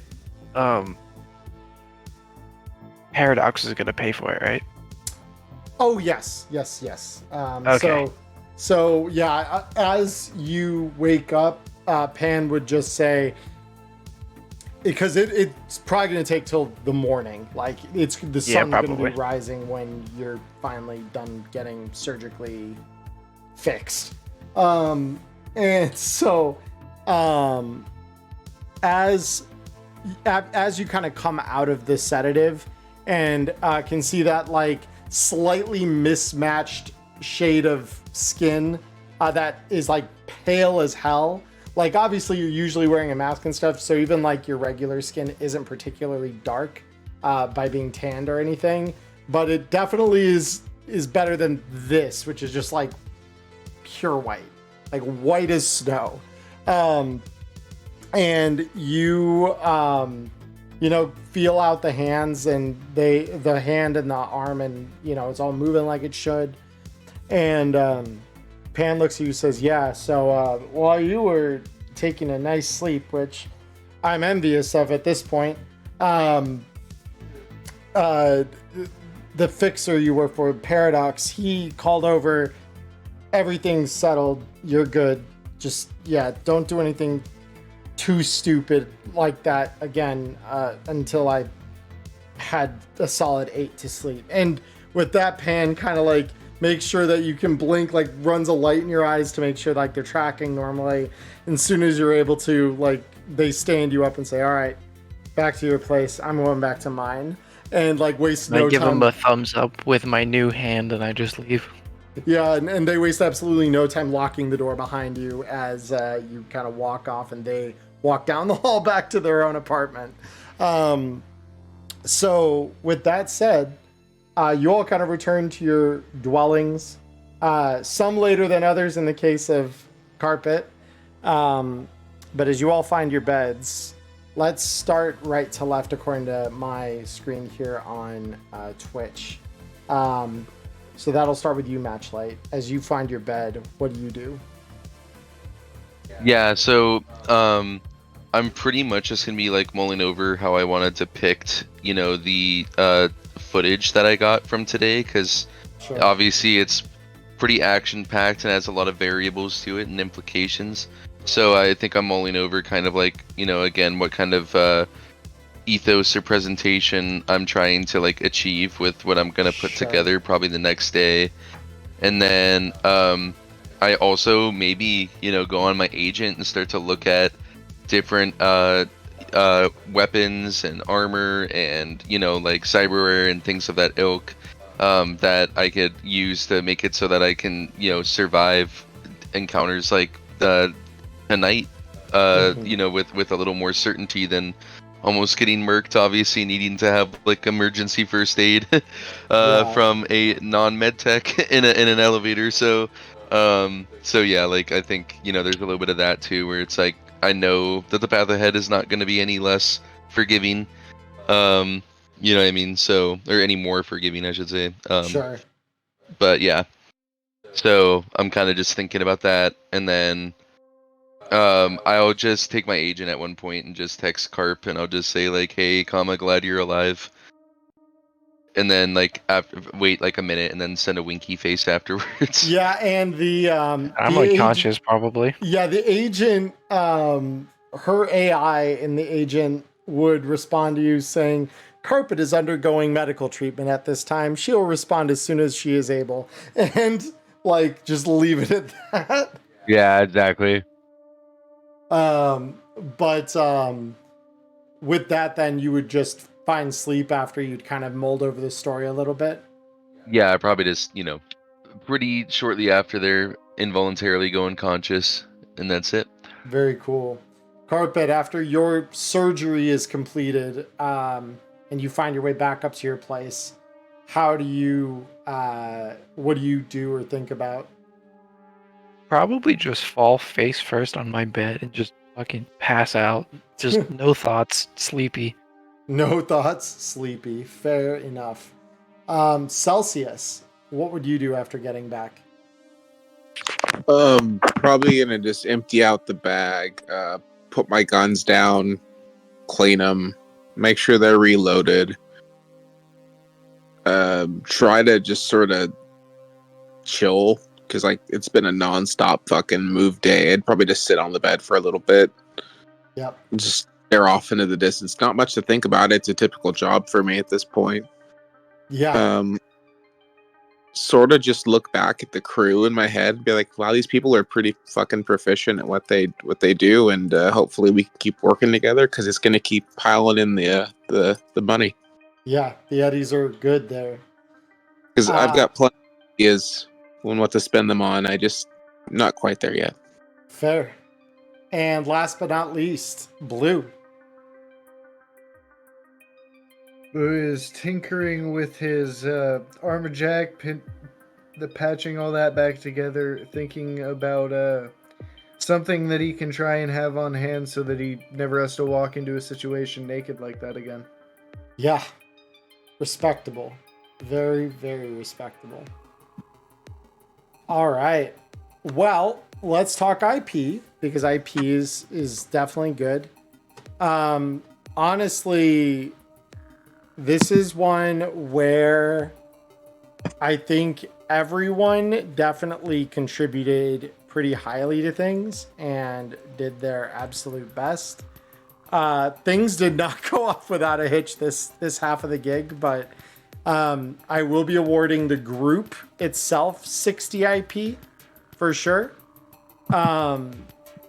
Individual IPs, I am going to award. Let me think about that here, because I'm just kind of reviewing what all happened tonight in my head. I definitely want to award Matchlight 30, because I know you've got a lot that you're going to be able to do with that footage, and the fact that you thought to like record and keep recording is impressive. Blue similarly is going to get 30, because without you there would be no Matchlight to report the story. So, so I think that's only fair. And then I will definitely award, I think I'm going to award each of Carpet and Celsius 20. Not because you were not impactful, but simply because I think like the bulk of the impact definitely came from those two, but you both definitely helped in that earlier encounter. Celsius in terms of like knowing the people were out there.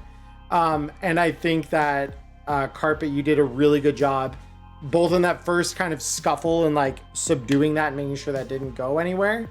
And also supporting Alecto kind of through the remainder of the gig. And like making sure that you were there for, and I definitely think that earns a really solid supporting role there. So I will gladly take the 20 IP for telling the Maelstrom to go fuck himself. I'm keeping my guns.